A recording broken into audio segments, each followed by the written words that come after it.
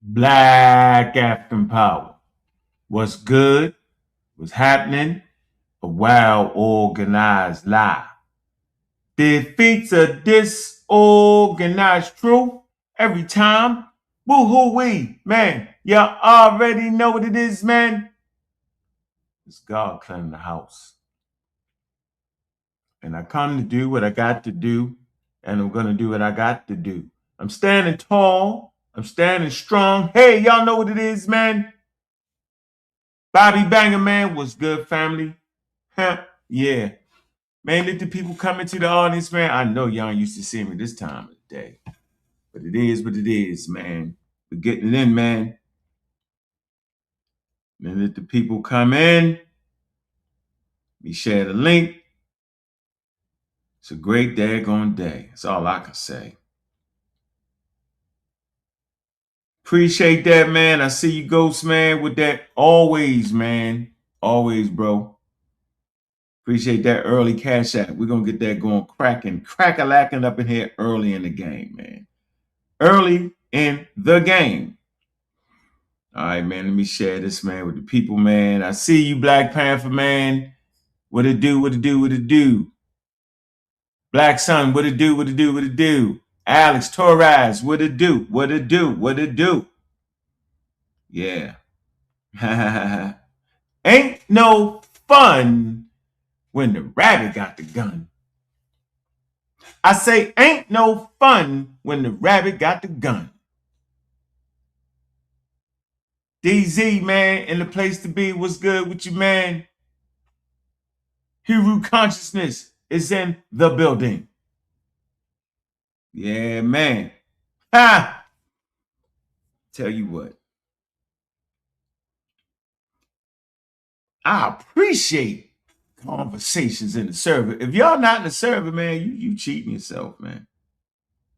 I just gotta say it. I say again, if you're not in the server, you cheating yourself, man. Gotta be in that server, man. That's where it's all going down at. It's going down in the server. Yeah, sure is. This one of them good shows right here. Because we can get right into it. Get right into what we need to do, how we need to do it. And you know, we on Mount Olympus.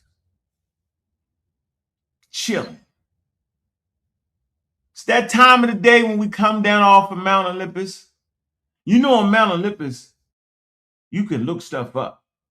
You know, on Mount Olympus, you can make mistakes. You know, on Mount Olympus, you can extend an olive branch and extend the golden ropes, the golden ladder, where the everyday people can crawl up. It's a scientifically literate ladder that leads you to standing tall on Mount Olympus. It's symbolic to the transformation of getting to a certain place. Now, Juju not on Mount Olympus. Juju on Mount Kilimanjaro. I say again, Juju is not on Mount Olympus. She's on Mount Kilimanjaro. As long as you can stand up and look and see the foolery, you up there. I don't give a damn if it's Mount Olympus or Mount Kilimanjaro.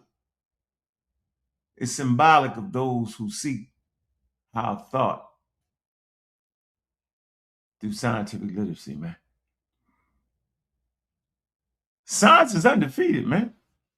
And I'm trying to figure out when y'all gonna figure that out. I say again, science is undefeated. So yep, we here. About to get our thing on, man. Just had a great conversation, man.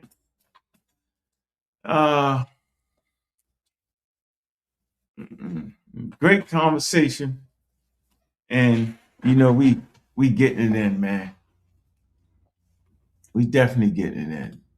Who else in this building, man? We ain't doing nothing. We ain't doing Space Age African. Anthony Bowman is in the building. Mel is in the building. Yeah. A-Flash TV is falling out the building. I can't even say it. He fall into the damn building and fall back out. We appreciate your support, man. Man, hit that damn Cash App early and often, man. I ain't had no coffee yet. Now, just got off the phone with Dr. Hendricks. What do you think we was talking about?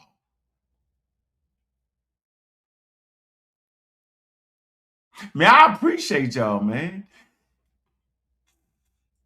I appreciate the family because there's a family in the Discord. Now you can't come in there with that mumbo jumbo rap. You get put out. Now I'm gonna put you out, but that's not that's not that's not like a badge of honor with the mumbo jumbo and the same stuff that nobody understand. That ain't it. We respect intellect in the art of the conversation. So it was the art of the conversation that we entered into in trying to explain the history of science. And you get to a certain point, once they throw their gun and start talking about me and we stupid, then that's when we knew we won. And so we lead these conversations with coherent thought, and we get to the point where there's a lot of mudslinging for no reason because the guns are thrown. And like we say around here, once you throw your gun, that means you ran out of intellectual thought. Once you start saying that Einstein is I am Hotep is a scientist. Nothing is a scientist, and start calling everybody scientists and Homo erectus. You know, that's Reggie. Reggie say Homo erectus has science. Once you start doing all that and literally means science, that's when we got to go to the experts. We've exhausted the conversation. And then we start on Wikipedia and we end with the experts. That's how I go. Now, the experts not going to always agree with you. Man. Win some, goddamn lose some. Man. But I had a healthy conversation. All right? Had a real healthy conversation, man, with Scott. Scott Hendricks. Dr. Scott Hendricks. Yep. This is right in his wheelhouse. We use the expert argument. We're not just talking up from a barber chair while we standing over somebody cutting hair. We don't do that. Right? We read articles and we transmit the ideas to the people. But I'm about to show. Oh, and we should have that conversation next Thursday. 5 o'clock. Be there, be square. Then we'll have the after show. All right? It's a beautiful day, man. I got a lot of clarity on what science was, what it wasn't. Should you apply terms? Why it's good? Why it's bad? Had a chance to really digest some information. And you know, man, them damn pseudo killers is on their A game. Y'all know what it is, man. We stay on our A game. You know what they say about us? At least me.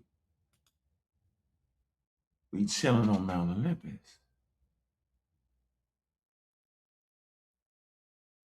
Yeah. Kyle is there too.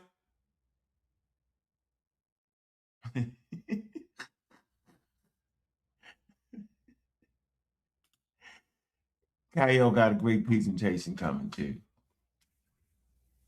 on the history of water. Yeah. But today's conversation is episode 1. I told you it was coming. They ran their mouth. They talked about this. They talked about that. What I said, what I didn't say, how I said it. I was always talking about modern science because when I say science, it is understood that science is modern. And they all lost their mind when I said it matured based off of cumulative knowledge in Europe. I didn't say it. Encyclopedia Britannica said it. keeping things historically accurate so you can understand each time. Let me see. Epistemic regimes had their own way of presenting knowledge and understanding knowledge. Well, I learned that from Scott. You hit him with that. Hit y'all with that package. Each time period had its own way of understanding knowledge and wisdom that was sacred and divine to their culture. Each segment of time has a way of developing ideas. There's African philosophy, there's Greek philosophy, there's philosophical views in India, China. It's all there. These things will culminate, Islamic world, these things will culminate in what we say Europe. Okay, slow process. I told you Homo sapiens couldn't get out of Africa 350 years. And from day one, I've always said that in the Stone Age, right? You ever heard me say Stone Age brains? In the Stone Age, right? Homo sapiens had just as much brain power as we did. So why didn't they have science? Why didn't they build jet planes? Why didn't they just immediately get up and leave Africa then? Because it's a process of getting to science. I refuse to allow y'all to mess up the process of historical accuracy so that we can understand the players in the game and the roles they all played, specifically Africa. We need to know what our ancestors did. And that's why this community was supposed to be started. At least that's why I came into it, right? And day one, I've always stood on my square. So as I built my part of the community online, that y'all call the conch community, I was always opposed to the pseudoisms and the misinformation because the mandate always was, we're trying to understand our history accurately because other people had messed it up. So why would we go around and mess it up? Why would we continue on promoting ideas that was wrong? Why would we promote pseudo ideas? We wouldn't, would we? So I've been on this track. And I do it the same way. We get into these conversations, and when the mudslinging gets you wild, we just go to the experts and call it a day. That's how we end our conversation. So we're looking for that next week. It's there. It's coming. It was a great conversation today. Big up to all the pseudo killers, Juju, yeah, I'm saying, and everybody else. Big up. Big up to those TED Talk shows. Big up to Space Age Anthony Bowman and his presentations on the galaxy and beyond. It's been a powerful week, and now we getting to where the damn conversation started. I've always said what science was. I never was talking about no ancient root blacks. I never was talking about none of that. Y'all made that up. Never was talking about who's the scientist, who wasn't. Y'all did that to derail the conversation because that's when I knew they ran out of bullets. I knew they ran out of bullets. Well, Newton was a scientist, and Olympus was a scientist, and I am Hotep was a dang physicist. And he did presentations around. I say, it's molten belly. It's molten belly. When you beat a person in a point and they retreat to a position right in the middle of the conversation that they feel like they can defend. Molten belly. Look it up. So we never was talking about none of that. The scientists, we was like, you can say it, but since we're teaching the history of science that is accumulated all the way from the Stone Age to present, then we need to put each player in its proper positioning so that you can understand the philosophical thought, the ideas, how they came to do it. That's important. So I'm never placing the word scientist at 10,000 BCE. I'm not even placing on Darwin. You can do that. I don't have an issue with it. But for historical accuracy, Darwin was a naturalist. And Newton was a naturalist, a natural philosopher. And then you can kind of understand his philosophical thought process. So this is the first episode. There's going to be 5 episodes. We're going to see how the conversation got there. We're going to get to the thing when the barbershop boys dove into the conversation wrong, crazy, didn't even watch the episode. They only lied about how it started. And first of all, it was Reggie who dove out the window with the wild African science. right? So we're going boom, boom, boom, boom, boom. Right. Conversation start over here. Now, there was the conversation in the chat with Aoife. He thinks he's the origin of this conversation. No, we were strictly talking about astrology and astronomy. Two separate things. I ain't giving people credit who ain't earned it. The conversation with Aoife was talking about astrology and astronomy, proto-astronomy. He couldn't understand it, and he still can't understand it. He dove into the conversation on science. The damn conversation on science started with me doing a presentation on the origin of, watch this, scientific thought. Now, scientific thought does not equal science. It could. The word science does not equal science. It could. So let's go. Stop playing with me, man. I'm in here. I put together a damn lesson plan. I put together a presentation. People want to tell me how the damn conversation started. And knock it off, man. There's a bunch of foolery running around here, man. How you going to tell me how the daggone thing? So this episode,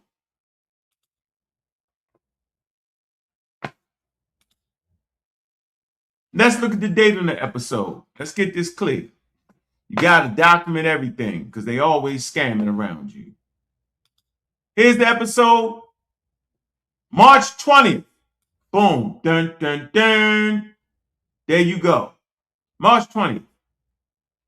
All right. 2026 is when this conversation started. All right. Big up to Sarnetta TV, man. Sarnetta Studios. You know I run a channel over there, man. I'll be going live on that later on today.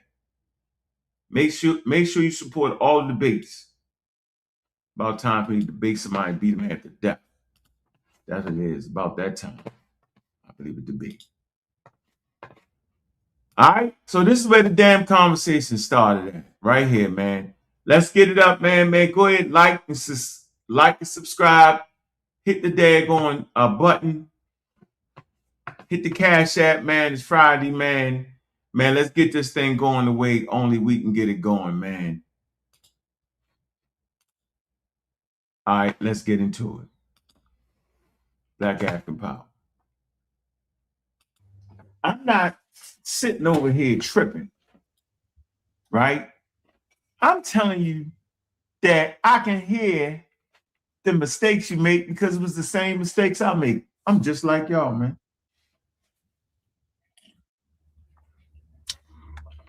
We all in the daggone dojo, and we all in the Shaolin Temple. I just got the gray beard hanging down. It's not my fault.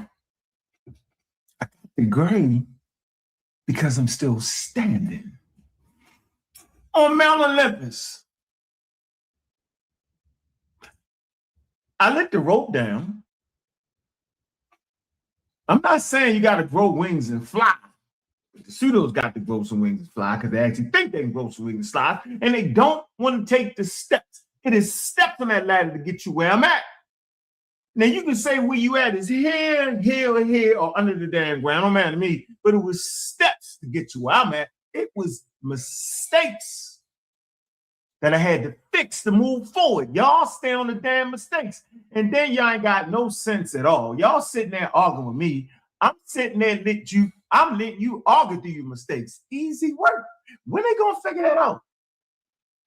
When is y'all gonna figure out that y'all sitting there arguing with me and I'm taking advantage of the situation because I know it's a damn mistake? Y'all gotta figure that out, man. This man got me trapped up in here talking about, man, you had the sister Issa on here talking about that. I hit her with this statement right here. It was real profound. I say, check this out. I said, the Egyptians did not have the Egyptians. So let me explain what that's saying. That saying is those that came before the Egyptians, right, did not have proto-science, which would allow the Egyptians, if they paid close attention, to elevate themselves to science. Didn't have that. They had people with traditional ecological knowledge or knowledge, wisdom systems of doing. They transferred information empirically right? By word of mouth, through the priesthood, through the shaman, right? They had high levels of plant categories, what plants to use, what would help you do this, what would help you, you know, the same things humans did. Where to get the water from, all that. Doing was more important in the most ancient of ancient worlds, indigenous people, than actually knowing. Y'all can't figure that out. You know why? Because you in a world who wants to know everything, who wants to understand everything. Ancient worlds had questions, but the most important thing was doing, how in the hell do I plant these crops that will produce the yield that will feed us? Because if it don't, we're gonna die. Y'all not in that situation, y'all walk your ass to the daggone market. Supermarket, Giants, Kroger, whatever you got, and you walk in the meat section or you walk in the vegetable section, you ain't got to worry about, the most times, you don't got, for the most part, you don't have to worry about E. coli on your daggone vegetables. They do have recalls, and you know you got a system of recalls, right? So if it's a bag of bad vegetables, you can rest assured that the FDA, that y'all I know they talking about, will recall the stuff when they figure it out. And they figure it out because they have a system of knowing called modern science. And y'all go to the food mart, you pick your food, you do all that, you go home, you eat, and you get on here and talk crazy to me. Yeah, why are you eating your stir fry? Because some of you vegans just stir fry, white people. You stir fry, you eat that, I don't know what you're talking about. You just drove to the car, and you drove to the supermarket in a car that is filled with technology pushed by science. Science pushes technology, technology pushes science. But that was a time where there wasn't even any science. There was technology. It was a way of doing things that helped grow the community in a way that would allow them food, clothing, and shelter. Fundamental. I've been saying this forever. Y'all, on the other hand, in 2026, think that we're thinking in our head and what we're doing was important to them. Damn internet wasn't important to them. Jumping in a jet plane wasn't important to them. And driving to the store wasn't important to them. But y'all think it was. And that's funny to me. So I let y'all dive in the conversation. And Lord knows Reggie dives in with this black allergy. See, black allergy is harmful. I've never said wipe out all the black allergy. You just need a little piece, like somewhere right there, just a little piece, so you don't become Chief X. Did y'all catch that? Always keep a slight slither, little piece of black out, just a little piece, just a little piece. Because you always want some counter in you. You know, like, you want to have a piece of your immune system so you can remember. So you're not forgetting your history. Well, you don't think, oh man, you don't mean nothing. I mean you lost. I mean you don't got. That mean you've been cleared all black. You don't want to be cleared all black out. You might have a little piece that reminds you of what happened. But you don't want enough where you start getting in the way of your acclimate of learning and understanding and being able to place things in a proper context, time, and periods. That's when black allergy clouds your judgment. And I'm always fighting against clouded black allergy. Where everything is black and they will say it and act like they're not saying it. They said, well, the whole world was black, the color, the skin, back. Man. Let's get to a timeline, though. This is what they won't do. They will never be able to bring you source. I'll bring you 5 good sources on the subject matter. If you choose, you can get the auto book. If you choose, you can read it or get your y'all PDFers these days. Get your PDF, read something, go to your Wikipedia. You can go to Wikipedia. This is an encyclopedia. Britannica, this is an encyclopedia. But you'll still get confused because you'll forget that you're supposed to be looking at it through the lens of your scientific mind. You'll see the word science. You'll hear them say, or you'll see the word astrology, astronomy. You'll see that word, Babylon, you'll see and you say, oh, they mean they had it. No, that's not what they really mean. It's a certain level of education to make you be able to put everything in its proper context. And that is what I'm here to do, to be able to understand when they talk about this colloquially, meaning in the general sense, you're not supposed to take that as that's like mind science. The other day on the show, yesterday, go back and look at it, right, on House Conscious, they told me, well, you know what?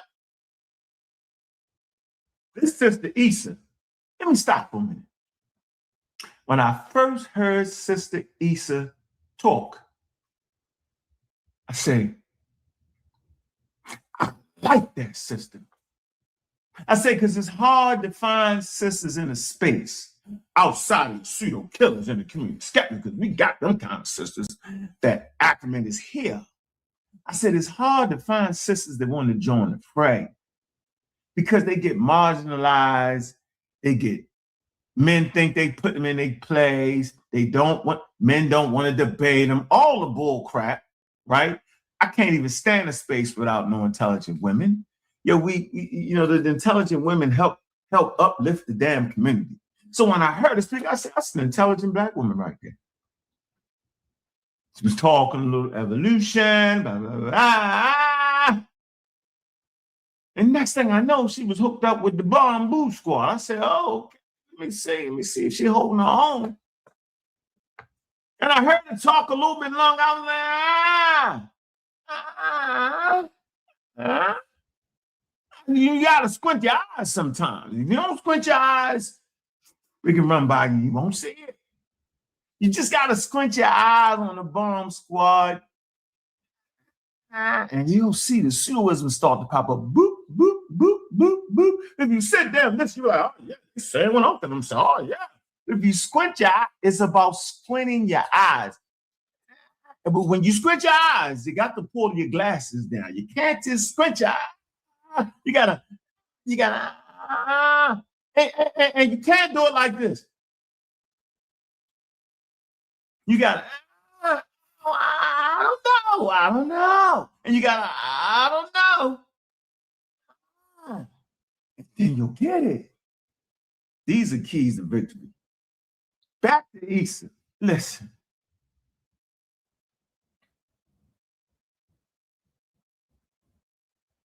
Knock it off, yo. You're in the crosshairs, you got to fight. It's a file. It's a pseudo file. F-I-L-E. You're mixing and matching. You're teaching evolution.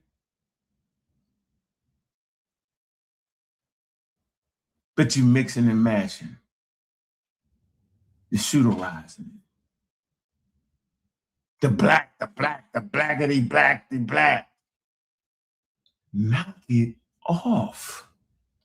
You're way too intelligent for this. Is it the influences around you? Go somewhere by yourself and figure it out. Because right now, you're leaning. You got your head. Your head is in the pseudo minutia. Oh, that's where you at. When you can be upright, be an intelligent sister, enjoying the world of those who advocate science and understand science, and then still enjoy and respect the indigenous people. But you don't enjoy the indigenous people from your viewpoint. Enjoy the indigenous people from their viewpoint. Allow them to have their ideas. Don't place your African American ideals, science, modern science on them. Stop judging what they was doing with modern science. That's a category fallacy. That's like you putting up your car you drive to work with them running on the plains of Africa, on the savannah. I bet you I can beat you. I bet you can. Why not just take a gun, you know what I'm saying, 150,000 BCE and start shooting them up? I gotcha. They throwing rocks at that point. Not to say that rocks wasn't serious coming 100 miles an hour at you because you can throw a rock 100 miles, but a gun is like, you're going to wipe them out. It's not a fair assessment. This is what we're doing. We are assessing them being on the level here, right? Instead of assessing them with the level there. Because they was clear at the level. You know why we know that they was at the level? Because we here to talk about it. That means they would have had to been at the level to survive. They would have had to understood things in their world. They would have had to do things that produce clothes, shelter, and protection of their clothes, food, shelter. They would have had to been doing things that put them at the level. Talk about them in respect to other people in their time period, not with us. That's what y'all do. That's like taking an NFL running back and go ahead and send them to the daggone quote unquote Pop Warner. That's not to say that Pop Warner, while they all there playing as kids, you know what I'm saying? Like when I played Little League football, yo, and it was just the Little League football, yo, and everything was even, then you can see who was the best. But I ain't never putting that with the NFL. That's what y'all doing. And then y'all think because we're talking about Little League football, did y'all think it's little? No, it's their world. So Indigenous people had their world, and they had standards in their world, and they did it at high levels in their world. Don't come back 100,000 years later talking about and they didn't have what you got, and that's okay. But I don't think it's okay. I think y'all just wanna. I think y'all playing. I think y'all playing. Y'all playing. Y'all gotta be playing. Y'all don't really care, huh? You gotta care. I know this crowd cares because y'all wouldn't be here. You didn't care, you wouldn't be here. And no, I'm not gonna look at the chat because I know somebody's saying something bananas. Man, hit the Cash App though. That's what we definitely want to see you do. We definitely want that to occur. Yeah, we really want that to occur. Yeah, we clearly want you to hit that Cash App right there. Hit that. Show some love. We like to get $5 a show. Thank you for supporting the person that supports you, even when you don't want it and even when you don't know it. You look back at this show and say, dang, he was on to something. All right, there you go. So we like to do it like this, y'all. Let me come right here. Let's get it. We want to give you a timeline of development of the scientific method. I'm going to do that first. Give you the evolution of the scientific thought, key errors and contribution.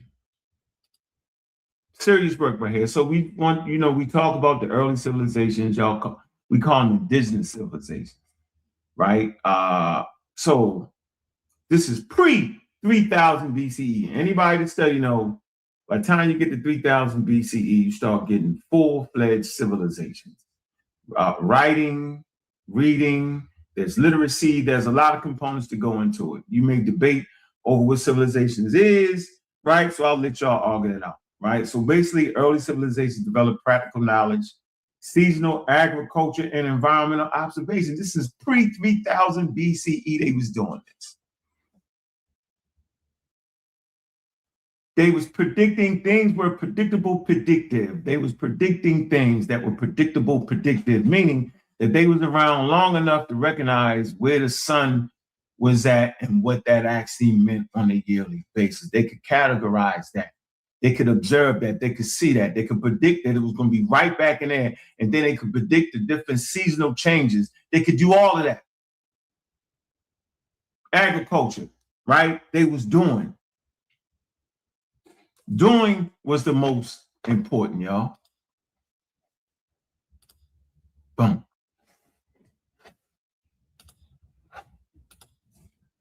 Simple. Might not be simple, y'all.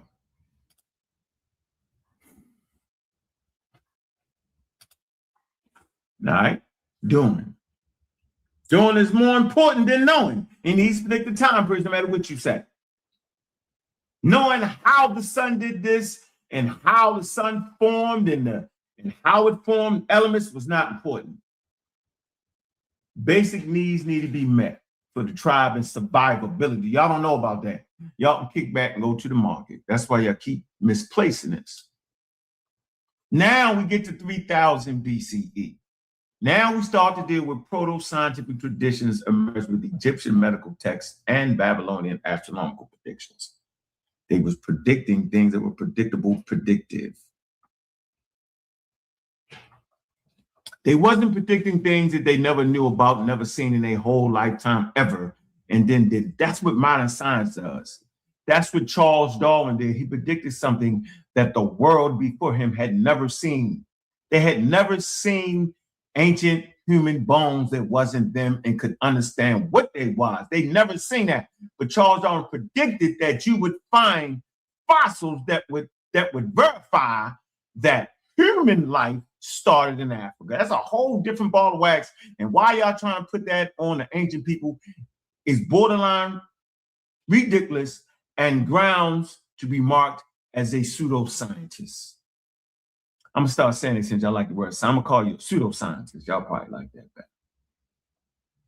So 3000 BCE, proto-scientific traditions emerged. All right, Egyptian medical texts. This is documented by the people you hate the most. They document this in academia and scientific literature. So they're not leaving the continent of Africa out. They're not. They put them right there at the top. So y'all tripping when y'all say, right, science, they left us out. No, you left yourself out because you refused to read. Knock it off.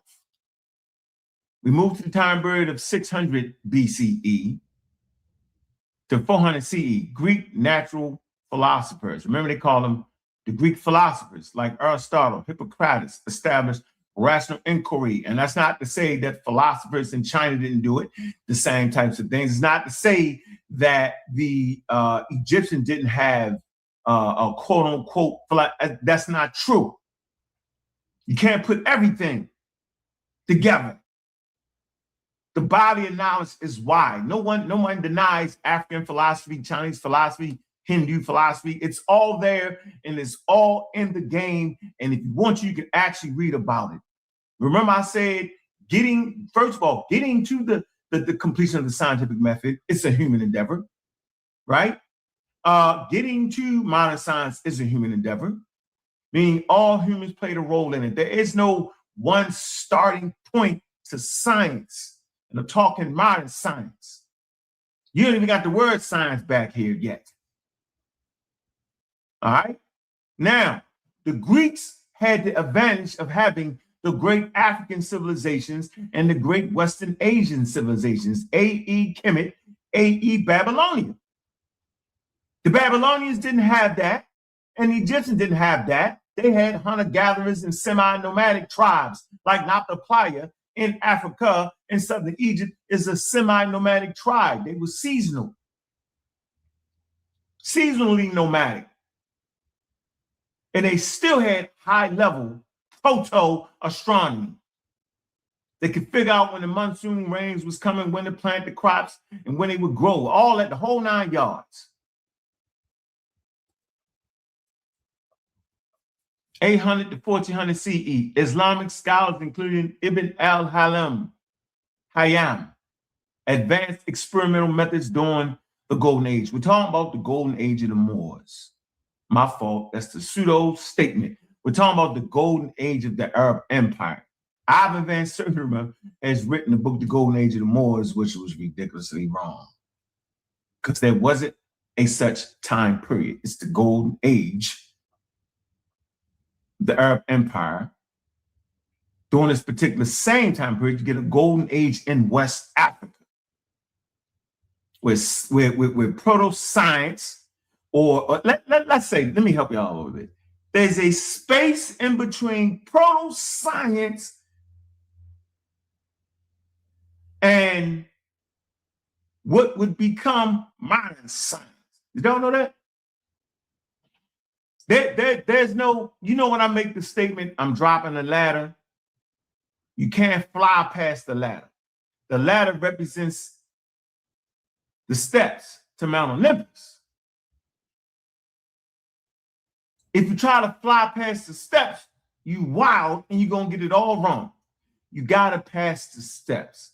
So this is starting to transition from proto-science to that intermediate periods, which is valuable to get to modern science. See that? So Islamic scholars, including Ibn al-Haytham, advanced experimental methods during the Golden Age, 1500 to 1700 CE, which happened to be where they come up with the word, quote unquote, racialized black people. Anyway, scientific revolution saw figures like Bacon, Galileo, Newton formalize empirical science. They start to formalize it down based off of the works of the Arab Empire. Within the Arab Empire, you had Africans, you had all the Persians, you had different people that's within the Arab Empire. They wasn't all Arabs. The leadership was Arabs. But the people, just like America, there's different groups of people that would add to this.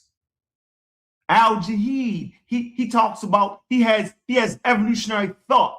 He has a seven volume encyclopedia, the Book of Animals. And he talks about how different variations of things. This is pre-Charles Darwin. His grandfather is an Ethiopian and his mother is an Arab. It's right there for you in front of your face. Anyway, y'all act like y'all know what empires is. Like, I get taught of this. This is crazy. But it's from the 1500 to 1700. It's during a scientific revolution. The scientific revolution does not jump out of nowhere. It follows steps of trying to maximize ideas and concepts. And the main point is get your damn religion out of it. Because if you don't, you're not practicing science, no matter what y'all say. 1700 to present, modern science features institutional research, peer-reviewed, advanced instrumentation. Remember we talked about how important the instruments are? We told you how important the instruments was, how your eyes, right, are not great for science, but if you can build an instrument that would actually extend your vision or your hearing or your touch or your smell, then you're on to something. Or build an instrument that there's no need for your senses when dealing with science.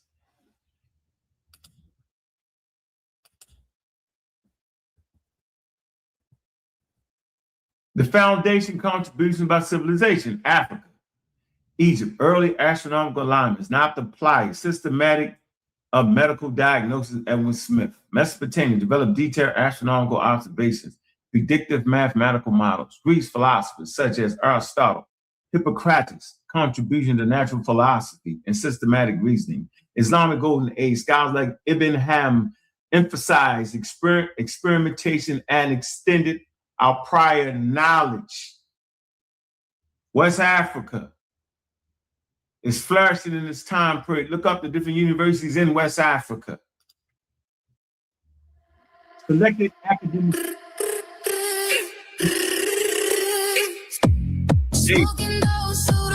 George and Harrison. We smoking on pseudos, y'all. Hey, it's hot.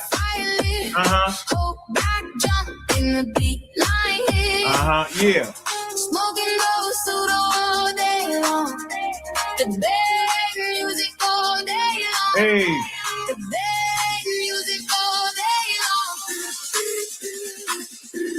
Hey.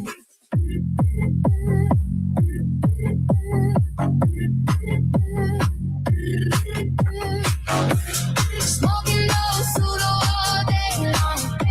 Smoking those pseudo all day long. It's hot, yeah. Fire lit. Hope back down when the beat line hit. Smoking those pseudo all day long. The bad music all day long. The bad music all day long.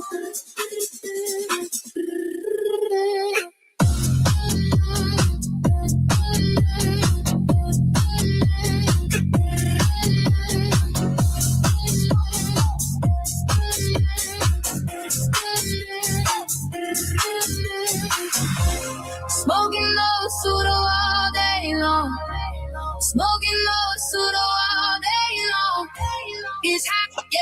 The It's hot, fire yeah. Cold Yeah. black drum when I be lying here. Smoking no pseudo all day long. Long. Smoking on pseudo all day long. The block's hot. Yeah, y'all know what it is. Man. Yeah, yo. It's that Baltimore thing right there, yo. Do the house music, do the hip hop, do the drill, all that. There you go, man. Yeah, that's your opinion. Everybody got their opinion, man.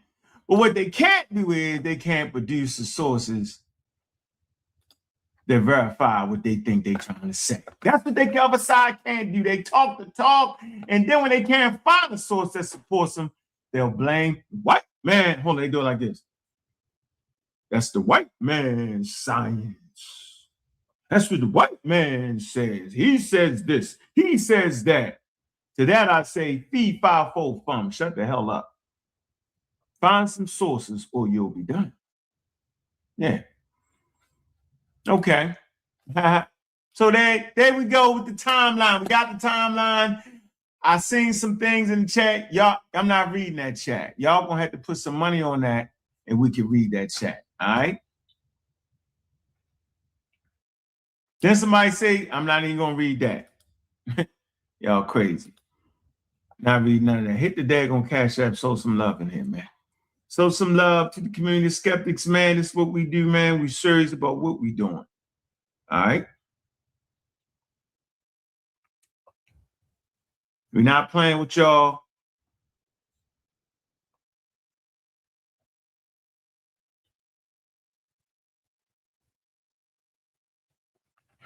No, we're not. 1 second.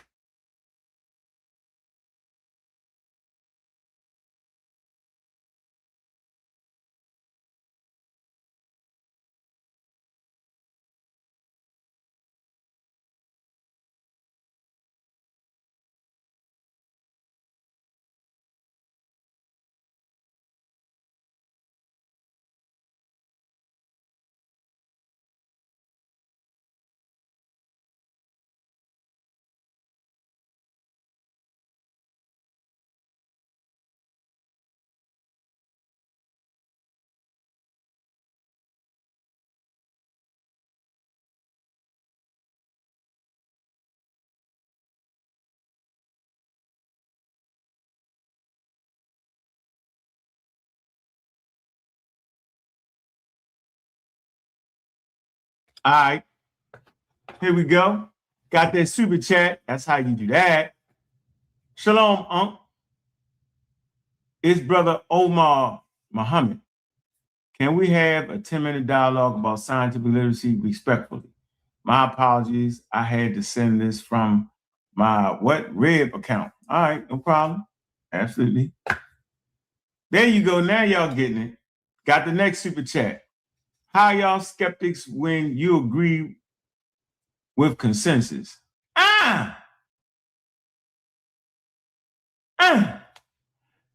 That's a damn good question right there, man. I don't think you know what the consensus is, specifically a scientific consensus. That's what it is. And you go, you done dove into it. Appreciate you. That's a good one. I like that.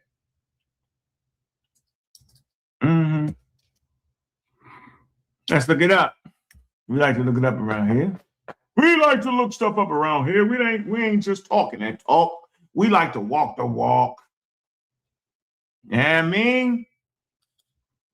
Yeah. Yes, we like to do. All righty. We like to do that. Nah, I don't want to give you the NASA scientific consensus.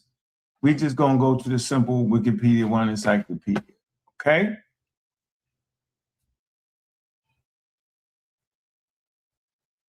Now, scientific consensus. I don't want to put no words up. It's going to bog y'all down. But the scientific consensus is the collective judgment, position, and opinion of the vast majority of active qualified experts, read the title of our show, on a conclusion in a specific scientific discipline. So first of all, if you're not in a scientific discipline, if you're not an expert, you don't have a dog in the fight. You just talking on YouTube. That's the first thing you got to get in your head. That's why the show is entitled, see, y'all forgot the show was entitled, Why Does the Conscious Community Fight Expertise? And this super chat, thank you for the super chat. And this particular super chat proves my point.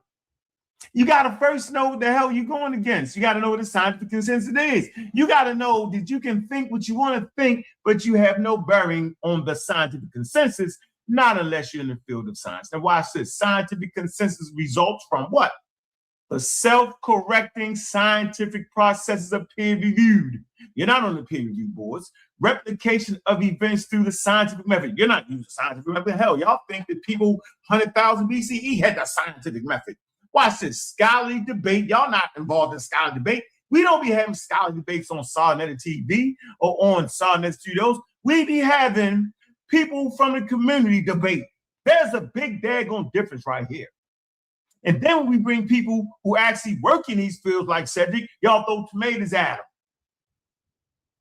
People like Ngozi, right? Who's working towards getting his degree. Y'all throw tomatoes and apples at them. Now, let me finish. Scholarly debate, mega analysis. Y'all ain't doing none of that. And publications of high quality review articles. Y'all ain't doing none of that.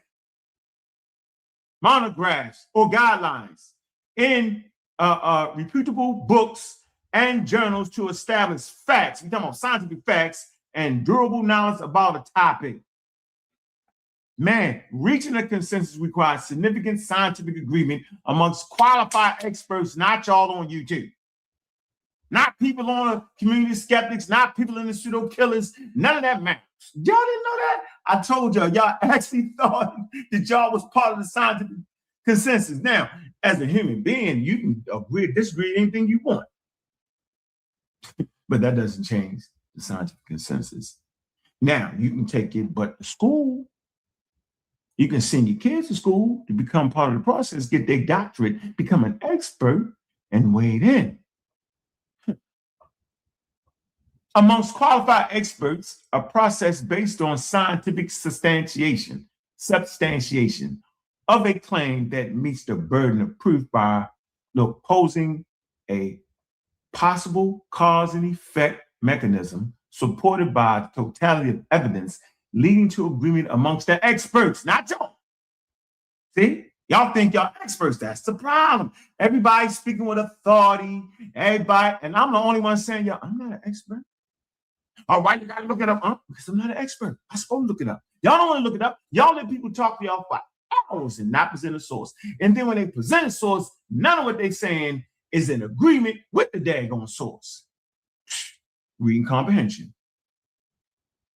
In many countries, scientific consensus establishes significant scientific agreement is the basis of regulatory approval of drugs to specific health claims or properties of the approved agent.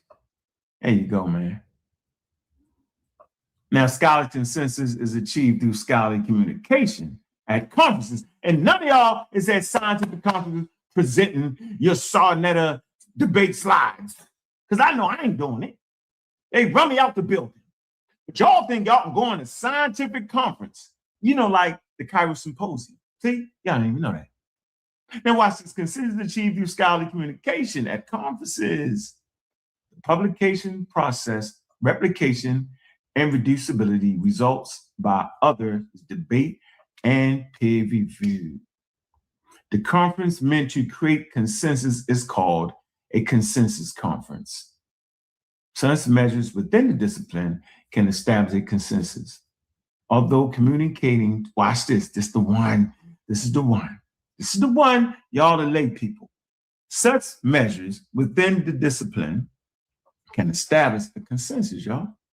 Although communicating to the lay public, which is y'all watching me, that consensus exists may be difficult because the normal debates towards gaining consensus may appear to outsiders as revealing uncertainty. Yeah, that's what y'all be thinking. Yeah, y'all be right there thinking that. Oh, man. Yep. There it go right there for y'all, man. Crazy. Mm, mm, mm, mm, mm. That's like the climate and earth science on human role in global warming. But there's a consensus on it. Y'all may go back and forth. Y'all will get tricked by a YouTube video of a person calling himself a scientist and get super tricked.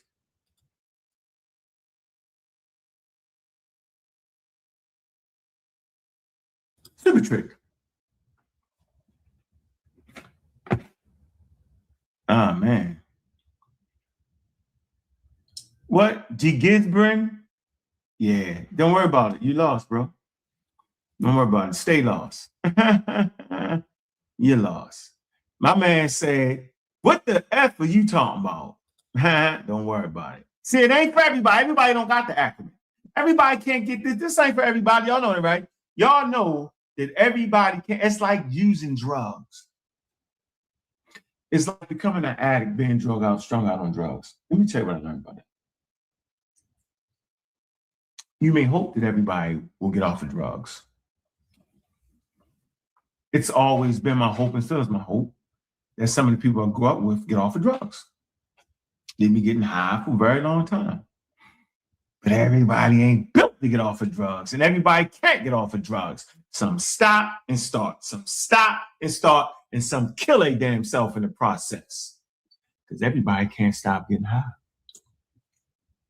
It's a special group of people that click their switch and stay consistent with it.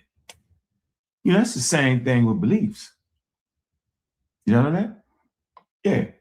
That's the same thing with all you spiritual God beliefs and all that. Everybody can't stop believing in God, y'all. Everybody can't even comprehend the tools to help them stop to believing in God. Everybody can't think the way that is needed. Everybody can't think scientifically. They can't. Everybody can't grasp the counterintuitive ideas of science. Everybody is not wired for that. Some people just gonna stay stuck. Some people can believe in God and then separate when it comes time to do science. That's why you have scientists that believe in God. Some people can't do it. Like this particular community, your whole thing is not to be religious, but the very way you carry yourself is religious. Y'all can't help it. Y'all want to check. You can't get past your black ideology. Everybody can't get past that. Some people feel guilty for getting past the black ideology because they feel at this point that they're letting the black community down. Craziness. You're not letting the black community down. You're letting yourself down. Meaning you're missing out on a mechanism that can help you see clear. That can actually help you see the things that you actually did in the world. The black ideology make up a whole cartoon about things that never even happened. You like when you talking about the Nile Valley Africans, you're talking about a cartoon. Oh, they had the spaceship, did they practice science, did all that, they did all that, huh? Yeah, there would be residual. There would be things that came out of that we could clearly say, dang, you don't know the difference between science and technology. You think metallurgy is science. All of that. Some people can't do it, y'all. Some people can't get off of drugs. They will never stop getting high until the day they die. Some of y'all watching this broadcast, you will always be all the way linked to the side of belief, just like this. Okay. And some of you be upright. And then some of you lean all the way to scientific thought and inquiry. See? Everybody can't do it. But when I'm saying this, you can't do it, don't stop us who's doing it. Because there's clear evidence of people that's actually doing it. Like, we don't believe none of the stories. We understand them as folklore, as mythology, as ancient insight into communities around the world. And we still believe in our children. See that? They think because you don't believe in God or something or whatever, that all of a sudden you stop it, knock it off. Oh, you practicing scientism. No, I'm just thinking. So I've never came in front of y'all to promote, to tell you what to think. I'm just trying to show you how to think. I'm trying to put you in a position to understand scientific inquiry, which is the standard on planet Earth. Yeah. Well, that's what it is, man. Y'all where y'all be. I get it. No thing. Yeah. We got James in the house. I'm not reading none of your comments.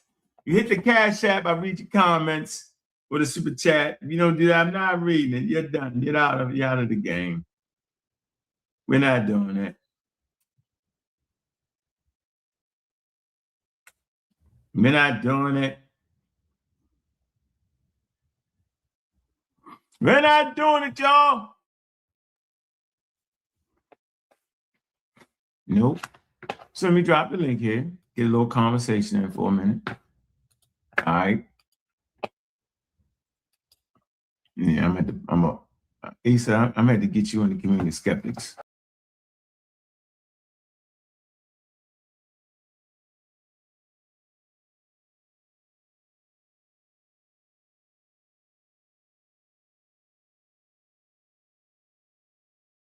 All day, every day, man. So let's get to the first super chat, man. I'm not reading no questions from the chat.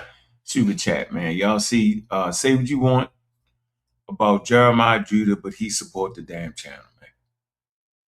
All right, say what you want to say. Okay. He says, vote to see Cedric to Pseudo Island. Hey, boy, that's wild. Man, big up to the community skeptics, man. Big up to our successes. Big up to the pseudo killers, man. Big up to the consistency that you starting to see on this information, man. We start with Wikipedia and we end with the experts. So next Thursday, we will be having Scott Hendricks on the program to talk about, should we place words like science, scientists, you know what I'm saying, back into the ancient world.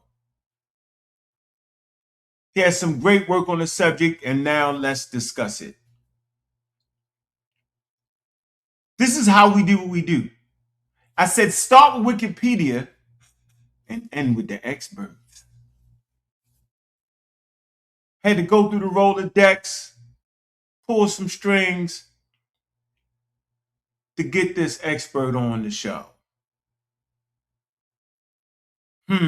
Yeah, that's how we doing it, man. Going to talk about the epistemistic regimes and their knowledge. Man, make sure you hit the super chat. That's the only way you're going to be able to get your questions answered. All right, we're not doing it no other way going forward. You have to support the channel. $1, $2, $3, I read your question or read your comment, man. All right, that's how we got to do it, man. We got to keep it going. Big up to Mr. Joe. Did you hear the good news there, bro? I hope you did. You on mute. What's the good news? I ain't hear the good news. I just had the conversation with Scott Hendricks. And yeah, he'll be on next Thursday, 5 o'clock. Oh, okay. Then we'll have an after show on the pseudo killers. You're on mute. That's what's up. That's what's up. Dad, you know me, man. I'm always working. I got daggone. Is there noise in my background? No, you perfect. You perfect. Oh, okay. All right, cool. Hey, look, so check it out. That one question you read a little earlier, shoot, man, you might have to go back to it. It was a super chat. And he asked about scientific consensus. Yeah, with the consensus. So there was some chatter in the chat. And they were saying they were talking about going against the experts, right? Yeah. And I thought that was I think that's a good discussion because they mentioned like Alvin Van Sertima as an expert. But let's say an expert, right?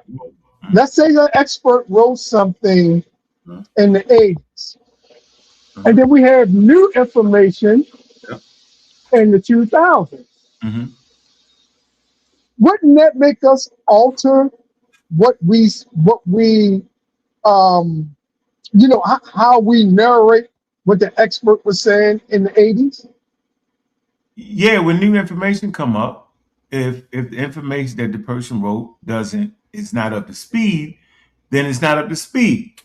I mean, it has changed. It has changed and is now officially out of date. We always talk about why something is considered out of date. It's not out of date because of the date. It's out of date based off the information and the information available that makes something out of date. Right. So There you go. work is out of date. Matter of fact, he was flawed from the beginning in his work. He didn't rely on a lot of experts. It's another point. See? Meaning he might have used people, but he wasn't using people that was in that particular field. So, right. I mean, that was a flaw in his work, and that's why it ended up being so heavily critiqued, and it's completely out of order. But our community don't know that, you know. And by the time we started reading Ivan's work, anyway, it was out of date. Okay. Same with Dr. Benz, all their work was out of date. John Jackson, you know what I mean? We should always start with this is out of date work. Right. So, you know, I can't, you know, it's hard to really, you know, our community is an out of date community. Okay. So, you know, I want we like swimming in those waters. Yeah, we like swimming in those waters out of date, and we never move, we never grow. And we say these things, and where our ideas in this conscious community is grounded in European colonialism. Like Shane, I'm bigging up Madame Blavatsky. That's high treason, because the information that Madame Blavatsky then brought was wild, Russian. Go to India and come back with a wild packaging, and they mix all the religions together. And you hear this flavor in the conscious community, they mix everything together, the chakra, everything. Yeah, because they into new age ideas and concepts where they misconstrued ancient history. We fighting over here in the pseudo killers community, skeptics, of giving authentic history based off historical analysis, where we're not going to look at a daggone Stone Age person and expect them to have science. We wouldn't expect that. They don't need it. They got their own wisdom systems, and that's why Scott's going to come in and he's going to make that distinction like an expert would on the importance of getting terms right and getting ideas right and how they was actually thinking. And so that's why these shows that Said is doing on Said Talk, he's going now he's going to each individual and talk about how they was thinking, bro. Right. This has never been done before in the community, bro. Nobody was talking about it's necessary too. It's necessary. You stop being afraid, right? We at a stop being afraid of the white man's science. You know what I'm saying? Like, it's fear for some reason. It's fear to say Aristotle, Plato's. Right? That's crazy. We trying to get a world view, a whole spectrum of what it was. We understand how hell ancient cultures in general, West Africa, India, China, they've been marginalized. Indigenous cultures, and it was people practicing racism and claiming their culture to be superior. Absolutely, but that's not what we do. I'm Black African power all day. Right. I'm Black and I'm proud. Okay, I use the word for political reasons to let you know. So yeah, we don't do that. That's why that this first episode I played, it's essential to the conversation because they all lied on me. Oh, the serial killers, they was marginalizing African people. They did this. They you started off making them up. Right. I was always talking about science, bro. And in that broadcast, I said science is modern. I said when I say science, I'm saying it's modern because science is modern. I wanted, now I'm into this. Why? It's really a social experiment to watch how individuals that actually dislike you, right, will actually try to spread mistrust in the community by saying things you never said, by arguing against things that you never said nor implied. At no point did I imply that science was better than anything that ancients was doing. It never said that. Never tried to evaluate modern science against ancient populations, custom and traditions, and spiritual systems. I never did that. And I never talked about whether a person was a scientist or not. I never did that. They added that because it was Moulton Bailey at the point. Beat him up, had to retreat to a spot. Right. Yeah, see, this was the loss, right? Oh, y'all had, you're right. We didn't say they had modern science. Oh, that's the only thing I was ever talking about. So why are you arguing with me? If you're now admitting that they didn't have modern science, then why are you arguing with me? Because that was my whole point. Oh, but you said it wasn't no science before then. Ain't no science before modern science because science is modern. And it takes accumulating of knowledge. I went all the way back to the Stone Age, bro.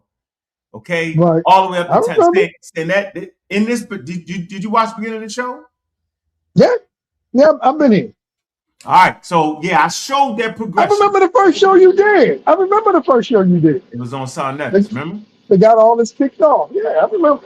Okay, so yeah, so the thing is now we got to start looking at people that's coming against us as being very, very disingenuous, or before they open their fat mouth, right? Don't take the time to watch the episodes leading to the conversations. Reggie did that.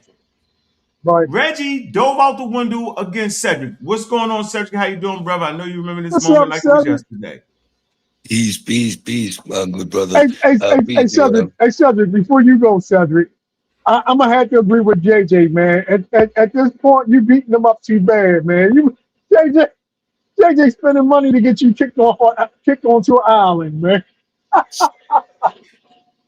We are doing what we set out to do. They have created the perfect opportunity for us to actually illustrate what scientific literacy is. Yeah, go and watch Cedric's show yesterday. Oh my goodness. Oh my goodness. Yeah, we are delving into these pillars, right? You see, I know the arguments, and I give them enough rope to hang themselves, Joel. That's the art of the madness. We are not responding to them. We are simply teaching. We're maintaining our lane. We have elevated the level of discourse, and what you're seeing now is Dunning-Kruger on steroids. They're trying to incorporate the terms. We are seeing the actuality of personal characters coming to the fruition. And trust me, said talk, we are going to do a full analysis of all these characters.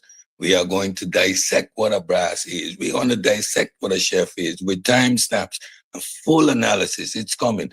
So y'all gave me a laboratory to work in, and I'm going to work in it. Yes, so let's get back to the topic. Epistemic regimes. Hey, go in that like all this morning, you know, when I talked to Scott, he talked about that. What's your take on that? Epistemic regimes. It comes full circle. Academic validation for everything we've been doing. We have sequentially moved. Look at my video when I've added the chronology. We add the chronology, framing the specific mental states, the philosophical components that derive and produce their knowledge. That's why I stayed on that point where Reggie decided that philosophical naturalism wasn't science. Agreed. Now, if all knowledge is science, Reggie, then that system of acquiring knowledge, you equated to science, to not being science, that means it's not knowledge. That's a linguistic conundrum you created because you are doing presentism, not respecting these cultures in their proper perspective. We have been on the right trajectory from day one. So now it's coming full circle. Everybody's getting exposed for their fallacious arguments and positions.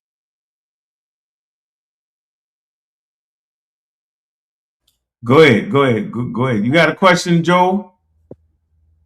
You can finish your point, yo. I'm trying to cue this video. Yeah, go ahead, Cedric. Do your thing. I'm just chilling there. Shameless plug. Y'all know we keep that consistency. Tune in today, 4:30, as we continue to delve into the pillars of philosophers, which no one would dare call a scientist or question if they are scientists.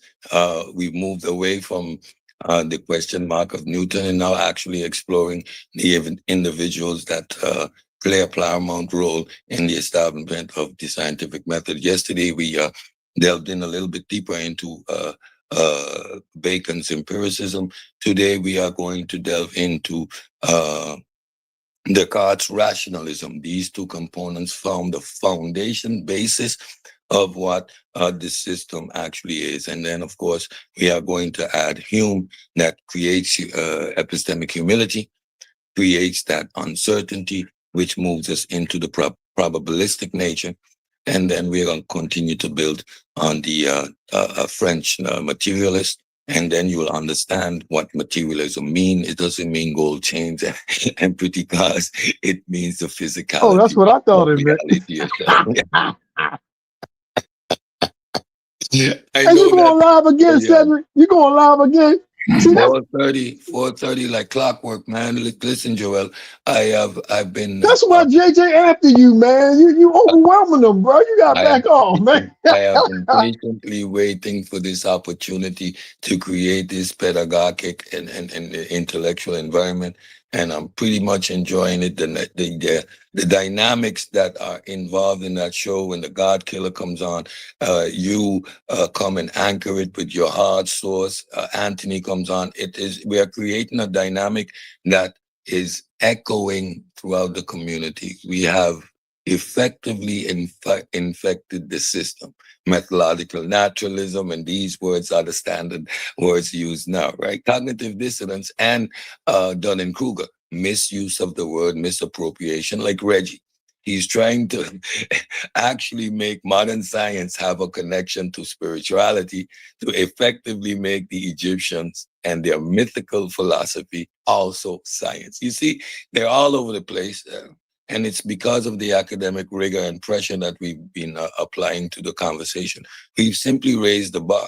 The barbershop level of conversation when they use the inductive reasoning cannot hold water in this level of conversation. Science is inherently counterintuitive. So you cannot apply your simple rationality. You're always going to be stuck with the sunset and sunrise. You're never going to evolve. And that's why Look, we everybody know the barbershop philosophy is I made it up.